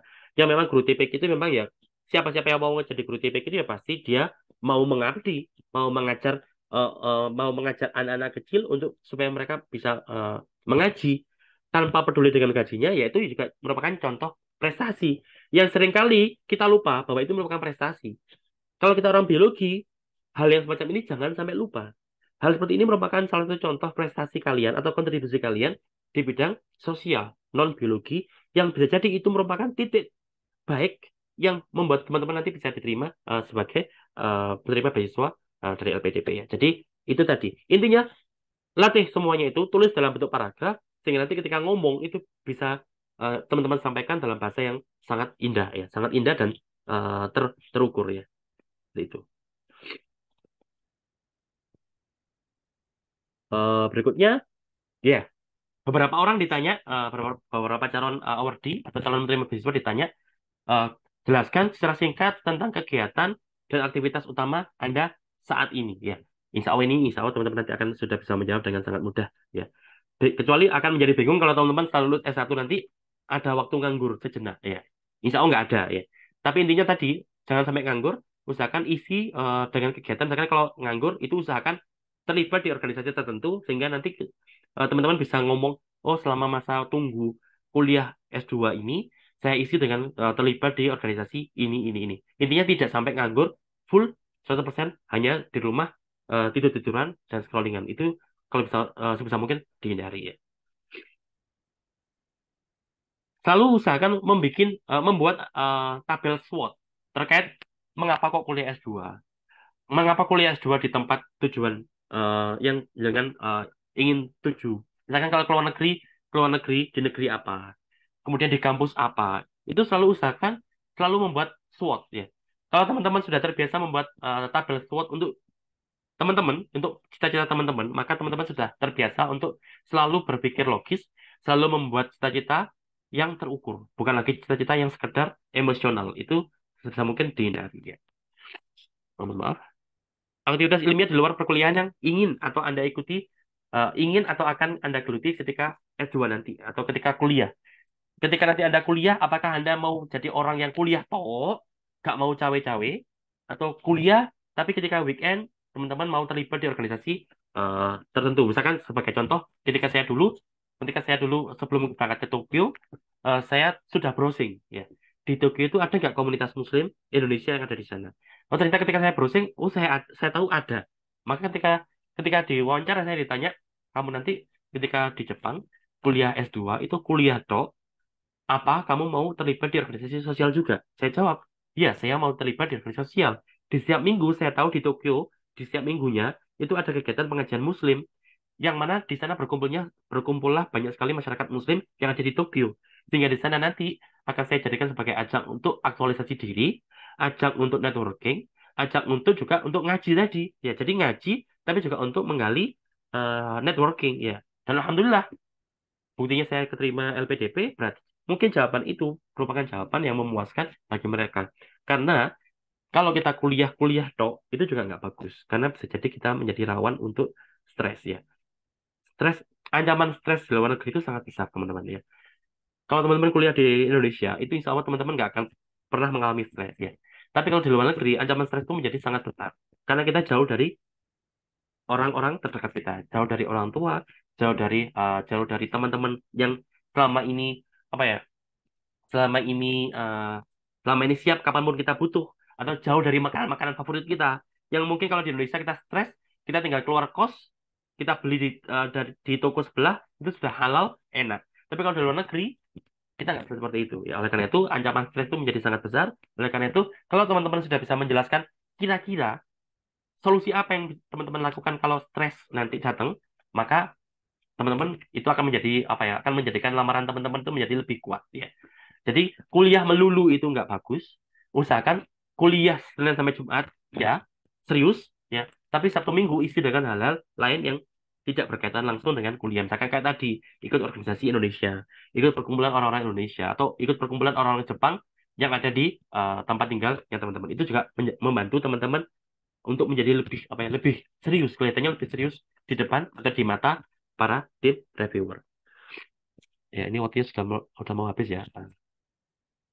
Ya, ini nanti bisa teman-teman lihat di YouTube-nya teman-teman. Jadi insya Allah nanti kalau teman-teman juga uh, ya ini ya insya Allah teman-teman bisa lihat secara berulang kali di YouTube. Jadi insya Allah seandainya pun sesi kita sudah selesai, jangan khawatir teman-teman bisa akses semua materi yang ada di YouTube kita ya. Nah, untuk di sini berkat penunjang yang bisa teman-teman bawa untuk jadi ketika wawancara, ketika nanti ada pertanyaan terkait kepemimpinan, terkait prestasi dan kontribusi, maka usahakan di sini teman-teman juga membawa semua sertifikat yang teman-teman miliki, ya, asli, ya. Apalagi sekarang kan sertifikat sekarang itu kan sudah dilengkapi dengan bukti originalitas, bukti keautentikan, bukti keaslian, ya. Jadi untuk beberapa sertifikat yang memang dituntut untuk asli, ya harus asli. Jangan sampai membuat sertifikat yang palsu, karena insya Allah itu mudah mudah ketahuan. Dan kalau ketahuan, sudah sudah tutup riwayat kalian. Sampai kapanpun kalian akan di blacklist, kalian nggak akan bisa dapat beasiswa dari pemerintah Indonesia sampai kapanpun. Oleh karena itu, jangan sampai berbuat hal yang semacam ini. Ya. Intinya saat ini masih S1 kalian sering-sering ikut kegiatan sehingga teman-teman dapat pengalaman, diniatkan dapat pengalaman, dapat ilmu dan termasuk apa namanya? Termasuk apa sertifikatnya ya. Karena sertifikat itu penting untuk beberapa kondisi tertentu ya. Tidak tapi nanti jangan heran, nanti ketika teman-teman di luar negeri itu hampir semuanya kegiatan itu nggak ada sertifikatnya. Ya, jadi sertifikat itu hanya bagi mereka yang minta. Bahkan kalau kadang-kadang kita minta pun itu nggak ada, ya. Sehingga kalau di luar negeri itu nanti, mohon maaf, hampir semua kegiatan itu tidak ada sertifikatnya. Jadi kita seringkali diminta untuk membuat sendiri, nanti mereka yang tanda tangan. Atau kadang-kadang kita minta, tolong buatkan, baru mereka akan membuatkan ya. Kalau nggak minta, by default tidak ada sertifikat dari kepanitiaan apapun. Kemudian sertifikat kesertaan kegiatan apapun bawa juga ya. Jadi intinya semua sertifikat yang berkaitan dengan studi bawa ya. Apapun itu. Mereka kayak tadi teman-teman mengajar TPG, eh, kendati pun teman-teman selama mengajar tidak mendapatkan bisyarah, tidak mendapat, tidak menerima gaji, tidak masalah. Tapi usahakan nanti minta sertifikat pernah menjadi guru TPG dari pengurus TPG tempat. Yaitu insya Allah teman-teman akan berguna di masa depan ya. Jadi tidak tanpa mengubah niat teman-teman untuk ikhlas mengajar, tapi tetap di belakang usahakan untuk meminta sertifikat tanda bahwa teman-teman pernah mengabdi sebagai guru ngaji atau sebagai apa ya, sebagai guru di madrasah diniyah ya. Jadi itu penting juga. Meskipun kita orang biologi, percayalah itu sangat penting. Saya adalah buktinya bahwa itu merupakan penting karena berarti kita merupakan orang yang bekerja di bidang biologi tapi tidak melulu biologi terus-menerus ya. Jadi dalam waktu satu minggu kita tidak isi dengan biologi saja, tapi seringkali kita juga harus isi dengan bagian-bagian kehidupan kita yang lainnya. Kemudian juga foto-foto ketika teman-teman pernah atau sedang menerima penghargaan. Misalkan teman-teman pernah mendapatkan piala, maka ada nggak fotonya? Kalau ada fotonya, bawa, persiapkan ya. Itu semua nanti bisa jadi akan teman-teman butuhkan. Ketika teman-teman lagi serah terima jabatan tertentu, misalkan dari Kahim atau dari pengurus himpunan, ketika serah terima atau ketika serah terima LPC, foto ya, karena itu bisa jadi akan menjadi salah satu penyebab teman-teman nanti diterima sebagai penerima beasiswa ya. Atau ketika teman-teman merupakan seorang yang sangat filosofis, dari semua kegiatan teman-teman itu ada satu kegiatan yang paling bermakna bagi hidup teman-teman ya. Maka kalau bisa ada fotonya ya. Karena nanti bisa teman-teman gunakan untuk presentasi bahwa di foto ini saya sedang berada di tengah-tengah, misalkan teman-teman sedang berada di tengah-tengah apa ya, di tengah-tengah rekan-rekan kita yang dari golongan disabilitas ya. Karena teman-teman itu pingin sekali nanti di masa depan teman-teman ingin membuat sekolah yang khusus berisikan rekan-rekan dari golongan disabilitas ini ya. Karena teman-teman merupakan sosok yang sangat sangat sabar, sehingga teman-teman ingin gunakan keahlian biologi teman-teman itu nanti untuk membantu mereka untuk bertumbuh ya. Misalkan untuk memberikan pelatihan kepada mereka, berlatih bagaimana merawat jamur, bagaimana merawat macam-macam dan sebagainya, itu juga teman-teman tonjolkan. Kalau itu memang event yang paling menarik bagi teman-teman, event yang paling emosional bagi teman-teman, event yang paling berharga bagi hidup teman-teman, usahakan selalu ada fotonya. Dan foto itu nanti bawa ketika wawancara dan sampaikan kepada tim reviewer seandainya diminta ya, seandainya diminta bahwa ini merupakan momen yang paling mahal dalam hidup saya. Itu juga teman-teman bisa bawa ya. Kemudian juga usahakan ketika mau masuk ke tempat wawancara, itu teman-teman sudah open semua akun media sosial ya. Terutama misalkan kalau saya akun media sosial yang paling bagus adalah atau yang paling aktif Instagram ya. Maka Instagramnya saya buka, seandainya nanti dibutuhkan, saya tinggal tunjukkan. Oh, di sinilah saya tunjukkan, oh ini foto saya ketika saya ini. Dan sebagainya. Itu bisa membantu teman-teman untuk mengangkat bobot ke eh, ke apa ya, nilai diri hanya teman-teman sekalian ya. Kemudian ini yang insya Allah teman-teman, bagi teman-teman sudah banyak, yang terutama teman-teman yang pernah gabung di kelas saya, karena kalau sudah intinya semakin kenal teman-teman dengan diri teman-teman, maka insya Allah teman-teman akan menjawab pertanyaan ini dengan sangat mudah. Usahakan mulai saat ini, teman-teman, mulai hari ini atau mulai nanti malam atau mulai besok, teman-teman sudah mulai membuat tabel yang berisi tentang kelebihan teman-teman itu apa, kemudian kelemahan teman-teman itu apa, kemudian kekurangan teman-teman itu apa. Kalau misalkan teman-teman termasuk orang yang emosional, tulis ya. Kemudian apa yang harus teman-teman lakukan untuk mengurangi itu tadi supaya nggak emosional. Atau teman-teman misalkan termasuk orang yang mudah menangis, kenapa kok seperti itu? Terus gimana kira-kira supaya nggak gampang menangis? Ya, jadi itu semua mulai saat ini silakan ditulis dan silakan dicari solusinya sendiri-sendiri. Nggak perlu bisa nggak perlu bisa semuanya, nggak perlu bisa di-solve, nggak perlu bisa diselesaikan semuanya, tapi teman-teman harus tahu kira-kira gimana sih cara yang bisa teman-teman tempuh untuk bisa mengatasi masalah-masalah itu ya. Karena nanti bisa jadi ketika teman-teman diwawancara nanti akan ditanya seperti itu ya. Saya sendiri dulu ditanya, kelemahan kamu apa yang terbesar ya. Jadi kelemahan saya yang terbesar waktu itu adalah overthinking ya. Jadi kenapa kok kamu kelemahan kamu apa? dan apa solusi kamu untuk mengatasi overthinking tadi. Ya. Saya ditanya dan saya jelaskan alasan saya. Setiap orang punya masalah masing-masing. Kalau intinya kelemahan kita itu jangan jadikan kelemahan selamanya. Kelemahan itu sudah waktunya kita jadikan menjadi kelebihan kita atau kita jadikan sebagai nilai jual kita. Ya, karena bisa jadi orang yang terlalu melankolis itu bisa jadi akan menjadi orang yang lebih perasa, pemimpin yang perasa. Ya, jadi pemimpin yang perasa berarti dia bisa merasakan bagaimana orang-orang yang dia pimpin. Ya, itu yang awalnya melankolis itu merupakan kekurangan, tapi bisa menjadi kelebihan. Ya, jadi selalu usahakan mulai saat ini selalu menggali diri kita. Kita itu orangnya bagaimana sih? Dan bagaimana kita bisa menjadi orang yang lebih bagus ya dengan cara-cara yang bisa kita lakukan ya. Gitu. Pencapaian tertinggi, ini kegagalan terberat, ini juga sering ditanyakan. Jadi semua item yang ada di slide ini merupakan slide atau item yang sering ditanyakan selama wawancara beasiswa dari pemerintah Indonesia. Mohon maaf, hubungan dengan orang tua, ya hubungan dengan orang tua, dengan saudara bagaimana, itu juga seringkali, surprisingly, ya, ternyata juga sering ditanyakan di beasiswa. Jadi seringkali banyak di antara kita yang menyiapkan, oke saya harus belajar biologi dengan sangat detail, sehingga nanti ketika ditanya tentang sel, saya bisa menjawab. Ternyata di wawancara yang ditanya malah berkaitan dengan keluarga kita, orang tua kita bagaimana, eh, keluarga kita berapa, kemudian bagaimana hubungan kita dengan keluarga, bagaimana ketika kita jauh nanti, apakah kamu termasuk tulang punggung keluarga, ketika kamu nanti jauh dari keluarga, bagaimana, ya. Jadi yang selama ini saya bilang ya, usahakan eh, dengan berangkatnya kalian ke luar negeri itu bisa membuat tidak saja kita yang tumbuh, tapi keluarga kita pun juga bisa menjadi lebih tumbuh. Itu malah akan lebih membuat kalian menjadi sosok yang memang benar-benar layak untuk mendapatkan beasiswa dari pemerintah Indonesia.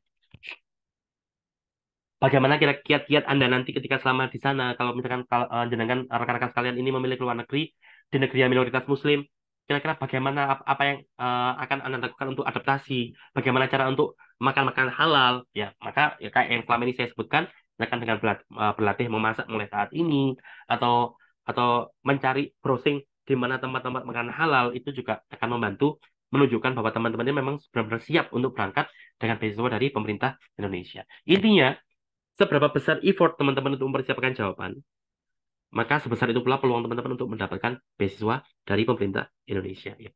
Sudah saya berikan di sini beberapa list pertanyaan yang sangat umum dihadapi oleh banyak sekali eh, kenalan-kenalan saya, ya, yang sudah juga mendapatkan beasiswa dari pemerintah Indonesia. Jadi sangat eman kalau sampai teman-teman tidak mempelajari apa-apa yang dipelajari di sini. Memang banyak yang belum tercantum di sini, tapi insya Allah kalau sudah ada beberapa contoh di sini, sangat eman kalau tidak dibuatkan persiapannya, ya, seperti itu. Yang terakhir, nasionalisme, maka insya Allah ini juga sebagai orang Indonesia, insya Allah teman-teman juga sudah menguasai hal-hal semacam ini, tapi kita juga perlu berlatih jawabannya bagaimana. Ya, jadi ada beberapa item, ya. Pancasila pasti harus hafal, ya, harus hafal dulu. Kemudian beberapa butirnya atau beberapa pengamalan dalam hidup kita sehari-hari juga perlu kita persiapkan jawabannya seandainya kita ditanyakan, ya. Misalkan sebagai anak biologi, nilai Pancasila apa yang bisa kalian terapkan di kehidupan sehari-hari, ya itu juga perlu dibuatkan dibuatkan prediksi pertanyaan dan juga dibuatkan jawabannya. Bineka Tunggal Ika, kita orang biologi insya Allah sangat biasa dengan istilah ini karena kita hidup kita belajar tiap hari, belajar tentang makhluk hidup yang sangat beraneka ragam, yang mereka semuanya saling hidup secara sinergis sehingga kita bisa hidup saling berdampingan dan sebagainya dan sebagainya. Ya, intinya usahakan apa yang kita pelajari di biologi itu juga kita hubungkan dengan nasionalisme kita, ya. Misalkan kamu orang biologi, bagaimana kalau seandainya nanti di masa depan kamu dipaksa untuk membuat senjata biologis, ya. Maka kita juga harus harus bersiap-siap, ya, karena itu semuanya berkaitan dengan nasionalisme kita sebagai orang Indonesia. Ya, kemudian undang-undang, kemudian tentang PKI, kemudian tentang GAM, kemudian tentang OPM, kemudian tentang yang baru-baru ini HTI dan FPI, ya. Misalkan kemarin ditanya bagaimana pendapat Anda tentang FPI, ya. Misalkan saya ditanya tentang FPI, ya maka saya akan menjawab saya setuju FPI untuk beberapa hal, tapi saya juga tidak setuju dengan FPI dalam beberapa hal. Nanti akan diminta, jelaskan apa yang kamu setujui, apa yang nggak kamu setujui. Ya kita sebutkan, oh saya nggak setuju karena FPI itu terkesan seperti ini, seringkali berbuat kekerasan. Tapi di sisi lain, meskipun dia terkesan berbuat kekerasan, ada beberapa titik positif yang juga FPI lakukan. Ya itu juga bisa kita tonjolkan. Jadi kita sebagai orang terdidik tidak boleh saya nggak suka sama ini, ya udah nggak suka, pokoknya nggak suka. Alasannya kenapa? Nggak tahu, pokoknya nggak suka. Tidak, kita harus punya alasannya apa. Jadi mana yang nggak sukain, mana yang disukain, sehingga nanti kita ketika menjadi pemimpin, kita akan mengambil yang positif-positifnya saja, yang negatifnya bisa kita tinggalkan ya. Jadi seperti itu. Kemudian terkait isu-isu terkini ya, jangan sungkan untuk oposisi dengan pemerintah. Kalau menjadi oposisi pemerintah itu baik, ya silakan. Karena kita Indonesia negara yang demokratis, sehingga oposisi itu bagus. Oposisi itu tidak selamanya oposisi pemerintah. Misalkan gini, pemerintah kita akan menaikkan harga BBM. Apakah kamu setuju? Maka teman-teman bisa menjawab, oh saya setuju. Maka jelaskan kenapa kok setuju. Kalau nggak setuju, jelaskan. Saya nggak setuju karena sebenarnya kita tuh nggak layak untuk terlalu bergantung pada BBM kita. Kita sebagai negara yang sangat kaya, memiliki hutan yang sangat luas, sudah selayaknya kita tuh memiliki bahan bakar sendiri, yang mandiri, yang kita buat sendiri. Sehingga kalau kita buat sendiri, kita bisa tekan harga dengan sangat murah, sehingga rakyat kita pun menjadi sangat terbantu, dan kita pun nggak bergantung pada negara lain dengan sangat seperti saat ini. Kalau kita bisa temukan sumber daya baru, maka kita bisa menjadi negara yang mandiri, maka kita menjadi negara yang kuat karena kita tidak bergantung pada pengekspor minyak ya. Itu juga bisa teman-teman jawab, tapi jangan terlalu tinggi hayalannya. Usahakan semuanya selalu terukur ya. Bagaimana komunisme? Pahami apa itu komunisme dan apakah kamu setuju, apakah kamu nggak setuju. Pastinya kalau komunisme kita sebagai orang Indonesia harus nggak setuju ya. Tapi kalau ditanya kenapa kamu nggak setuju, nggak tahu, ya itu jangan ya. Nggak setujunya kenapa harus tahu. Liberalisme bagaimana, apa itu liberalisme, apa kamu setuju apa enggak, itu juga harus kalian pelajari. Feminisme, feminisme itu apa, terus feminisme yang berlebihan itu bagaimana, apakah feminisme itu baik, yang baik itu bagaimana, yang jelek itu yang bagaimana, itu juga teman-teman harus persiapkan. Intinya semua hal ini sering ditanyakan selama wawancara beasiswa dari pemerintah Indonesia. Sosialisme, radikalisme yang saat ini yang paling gencar digaungkan oleh pemerintah kita tentang radikalisme, maka juga pasti harus kita persiapkan jawabannya.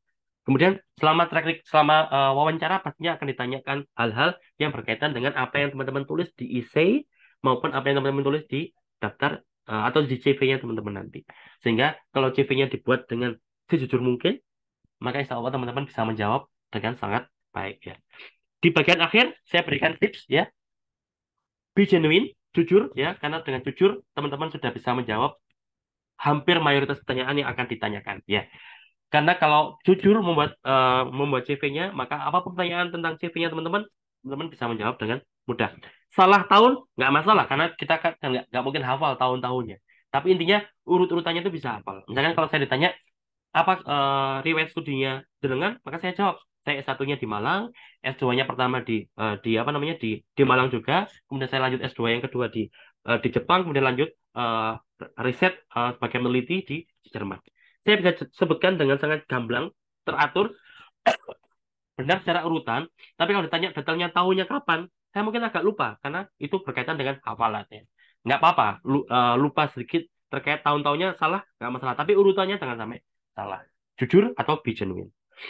Kemudian confidence, percaya diri ya. Karena kalau teman-teman jawab dengan percaya diri, kenapa kok bisa percaya diri? Karena selalu berlatih dan menulis lamaran dengan sejujur-jujurnya, maka teman-teman akan percaya diri. Ketika ditanya, teman-teman akan menjawab dengan sangat percaya diri. Tapi hindari sombongnya ya. Karena kalau sombong itu beda dengan percaya diri. Percaya diri itu jauh berbeda dengan sombong ya.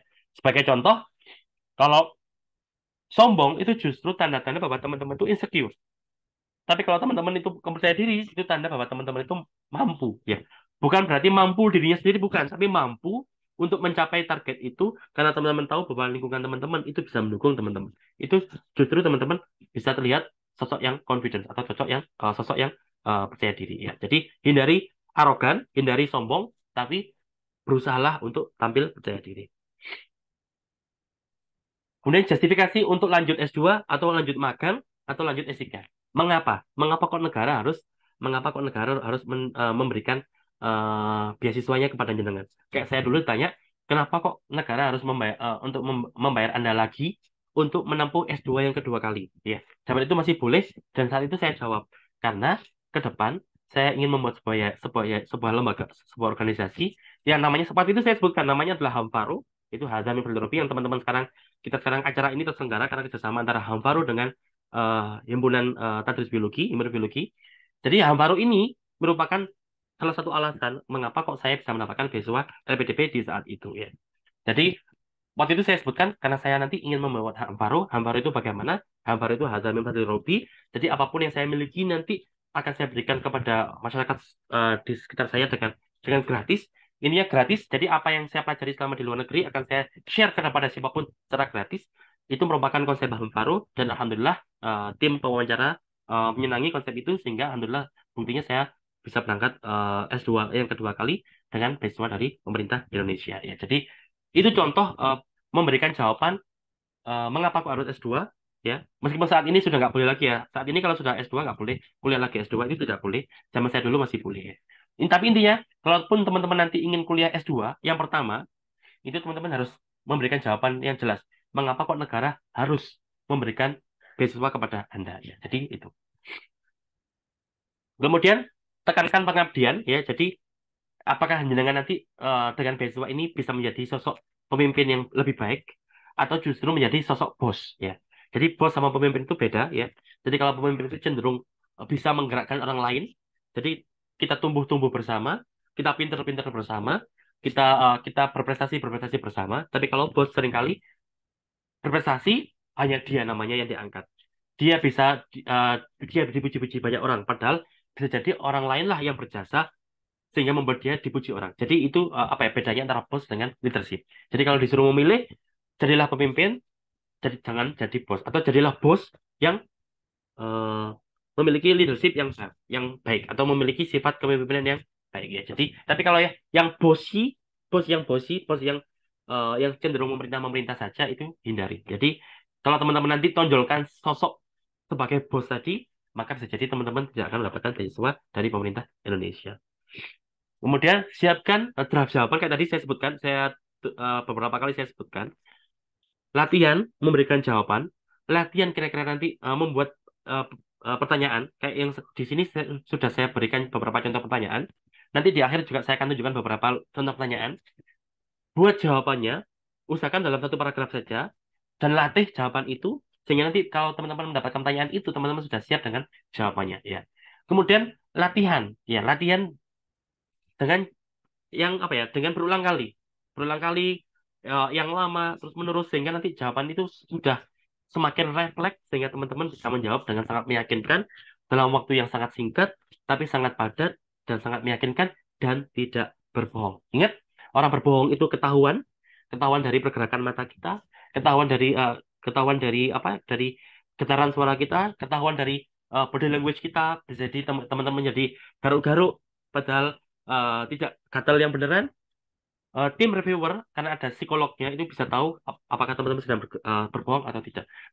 Sehingga kalau memang eh, berbohong itu akan terlihat, kalau nggak berbohong itu juga akan terlihat. Kalau kita rajin berlatih, insya Allah kita juga akan terlihat sebagai sosok yang tidak berbohong dan siap sekali. Ya, oleh karena itu selalu berlatih. Intinya itu. Ini beberapa contoh pertanyaan yang bisa teman-teman akan hadapi selama wawancara nanti.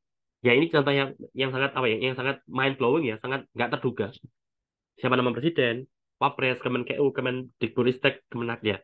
Kalau teman-teman sampai nggak kenal nama-nama ini, ya itu pasti akan menjadi nilai yang sangat tidak baik bagi teman-teman karena LPDP itu berkaitan dengan beliau-beliau ini. Ya, jangan sampai lupa lah nama-nama ini. Nama-namanya penting meskipun nanti nggak ditanya, insya Allah nggak ada ruginya ya. Kemudian ini waktunya sudah lebih 15 menit ya. Jadi saya percepat saja, saya next. Silakan teman-teman baca singkat-singkat nanti bisa teman-teman dalami sendiri masing-masing pertanyaannya ya. LPDP itu apa, singkatannya apa, kemudian dana LPDP itu dari mana, itu teman-teman juga harus pelajari. Kalau nggak teman-teman nggak tahu, nanti bisa tanya saya di luar forum ini. Ya. Insya Allah saya dengan senang hati untuk menjelaskan kepada teman-teman. Atau misalkan nanti himpunan mau membuat sesi khusus lanjutan dari sesi ini, kita bisa buat sesi lanjutan. Saya insya Allah dengan senang hati bisa apa namanya bisa memberikan jawaban yang memang teman-teman minta. Atau bahkan nanti misalkan teman-teman minta, Pak, bisa dihubungkan dengan narasumber lain yang juga awal di LPDP. Insya Allah saya juga bisa dengan senang hati untuk mencarikan narasumber lain yang sama-sama uh, untuk sharing pengalaman mereka untuk mendapatkan beasiswa dari LPDP maupun dari Indonesia Bangkit maupun dari beasiswa lain yang ada di seluruh dunia ini ya. Kemudian ini perkenalan dari Anda secara singkat dan jelas dalam bahasa Inggris ya. Next, uh, bisa dibaca satu-satu ya.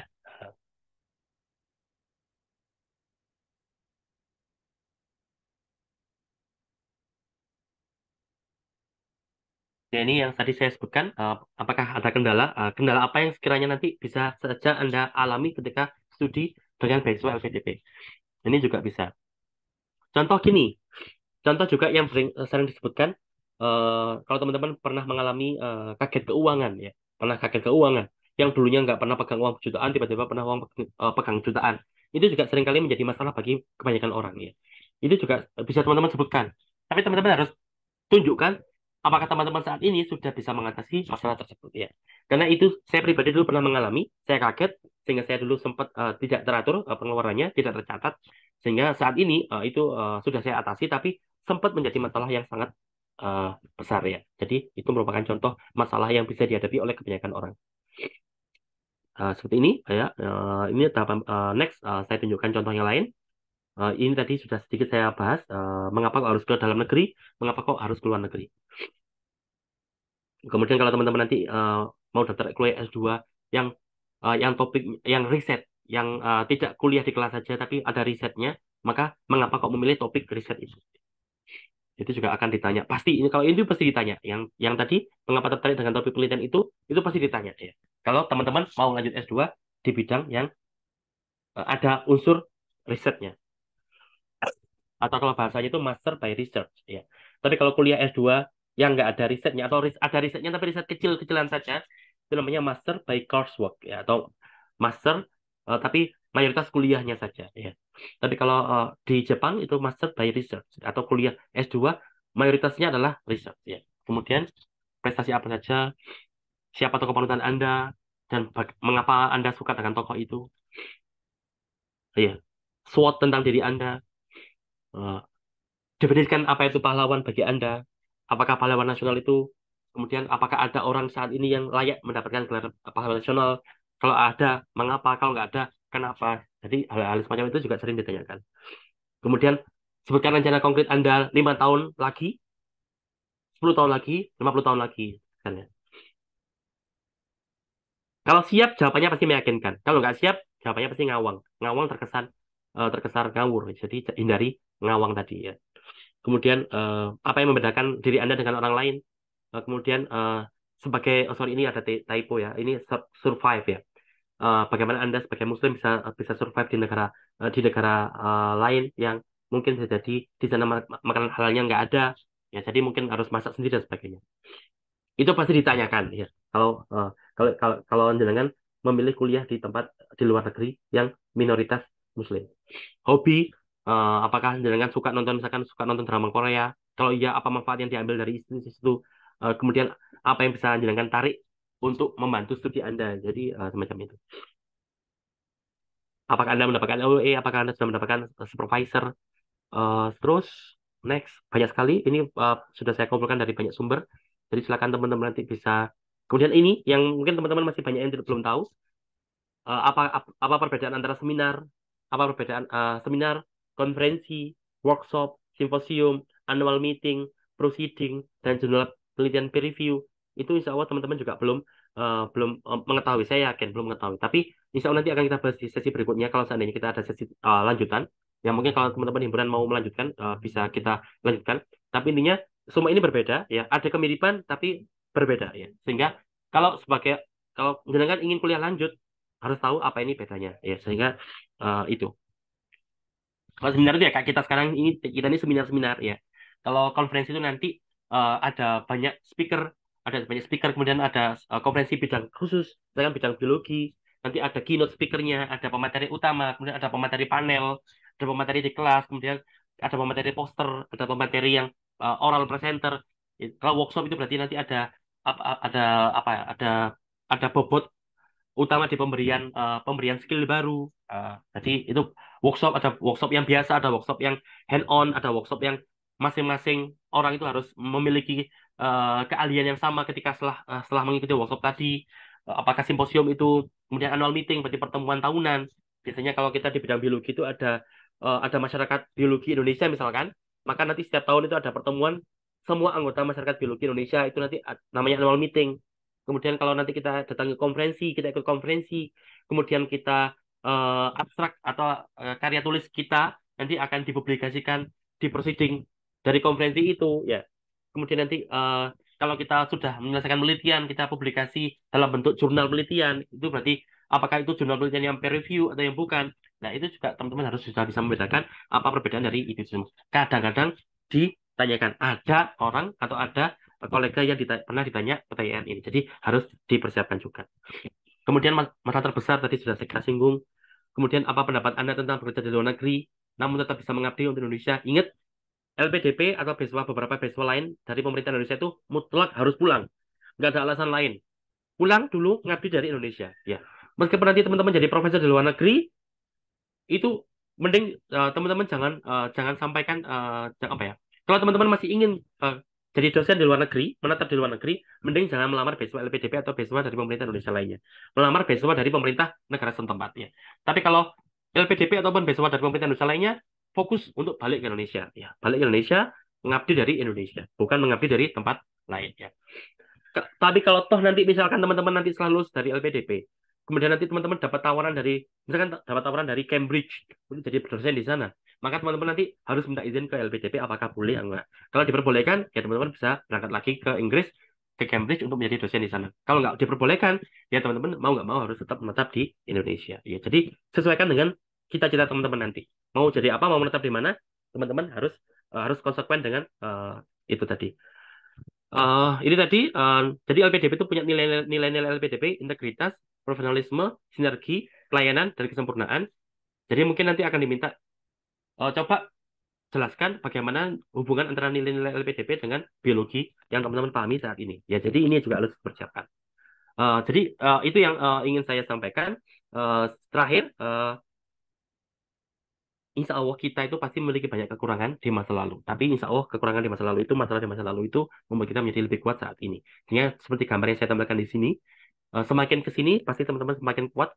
Dulu mungkin sedikit masalah saja menangis, tapi semester 2 menjadi lebih kuat, 3 lebih kuat lagi, 4 lebih kuat lagi, 5 lebih kuat lagi, sampai nanti 8 lulus S1, pastinya teman-teman menjadi lebih kuat sehingga menjadi siap untuk berangkat ke luar negeri dengan beasiswa S2. Lulus S2 juga pasti lebih kuat dan seterusnya dan seterusnya dan seterusnya. Oleh karena itu jangan pernah menyerah untuk selalu berubah menjadi lebih bagus, menjadi lebih baik. Jangan punya waktu kosong banyak-banyak ya. Waktu kosong itu bagus untuk istirahat saja, tapi selebihnya jangan terlalu banyak waktu kosong untuk scrolling-scrolling, untuk nonton-nonton film dan sebagainya ya. Jadi mulai sekarang usahakan kurangi waktu kosong, karena dengan mengurangi waktu kosong, berarti teman-teman akan banyak mengisi waktu luangnya dengan hal-hal baru, dengan pengalaman baru. Akibatnya teman-teman nanti akan semakin teruji, sehingga ketika ada masalah, teman-teman sudah punya pengalaman untuk bagaimana menghadapi masalah itu ya. Jadi sekian dari saya untuk sore ini. Silakan kalau ada pertanyaan sebelum kita akhiri. Eh ya, monggo. Eh Bagaimana? Mungkin dua pertanyaan. Saya silakan. Mohon maaf ya kalau ini agak panjang. Jadi silakan, mohon maaf karena ini terakhir. Jadi agak panjang. Jadi mungkin saya percepat karena tidak ada pertanyaan. Maka mari kita akhiri pertemuan kita pada sore hari ini. Semoga sedikit banyak yang kita pelajari hari ini bisa memberikan manfaat bagi kita.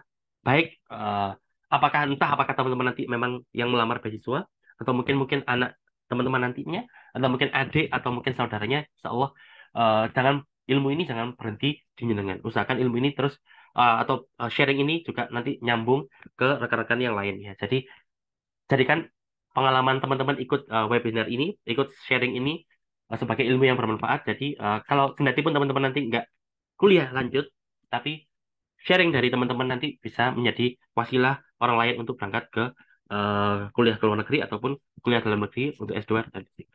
Baik, mari kita akhiri pertemuan kita dengan membaca doa. Kita akan baca. Bismillahirrahmanirrahim. Ya Rabbana tarabna bi annana qatarabna wa annana asrafna ala la ashrafna fatub alaina tauba تغسل كل حوبة واستر لنا الأورات وآمن الروآت واغفر لوالدينا ربي ومولودينا والأهل والإخوان وسائر الخلان وكل ذي محبة أو جيرة أو صحبة والمسلمين أجمع آمين رب فاسمع فضلا وجود منا لا باكتساب منا بالمصطفى الرسول نهضى بكل سول صلى وسلم ربي عليه عد الحب وآله وصحبه عداد طاش الصحب والحمد للإله في البدء والتناهي والحمد للإله في البدء والتناهي Subhanaka Allahumma bihamdika asyhadu an la ilaha illa anta astaghfiruka wa atubu ilaik. Terakhir, video pertemuan kita pekan lalu bisa diakses nanti pada maghrib di channel Hambar Indonesia, dan pertemuan hari ini insya Allah teman-teman bisa akses di channel YouTube Hambar Indonesia juga paling lambat hari Senin pada maghrib juga. Terima kasih. Wassalamualaikum warahmatullahi wabarakatuh.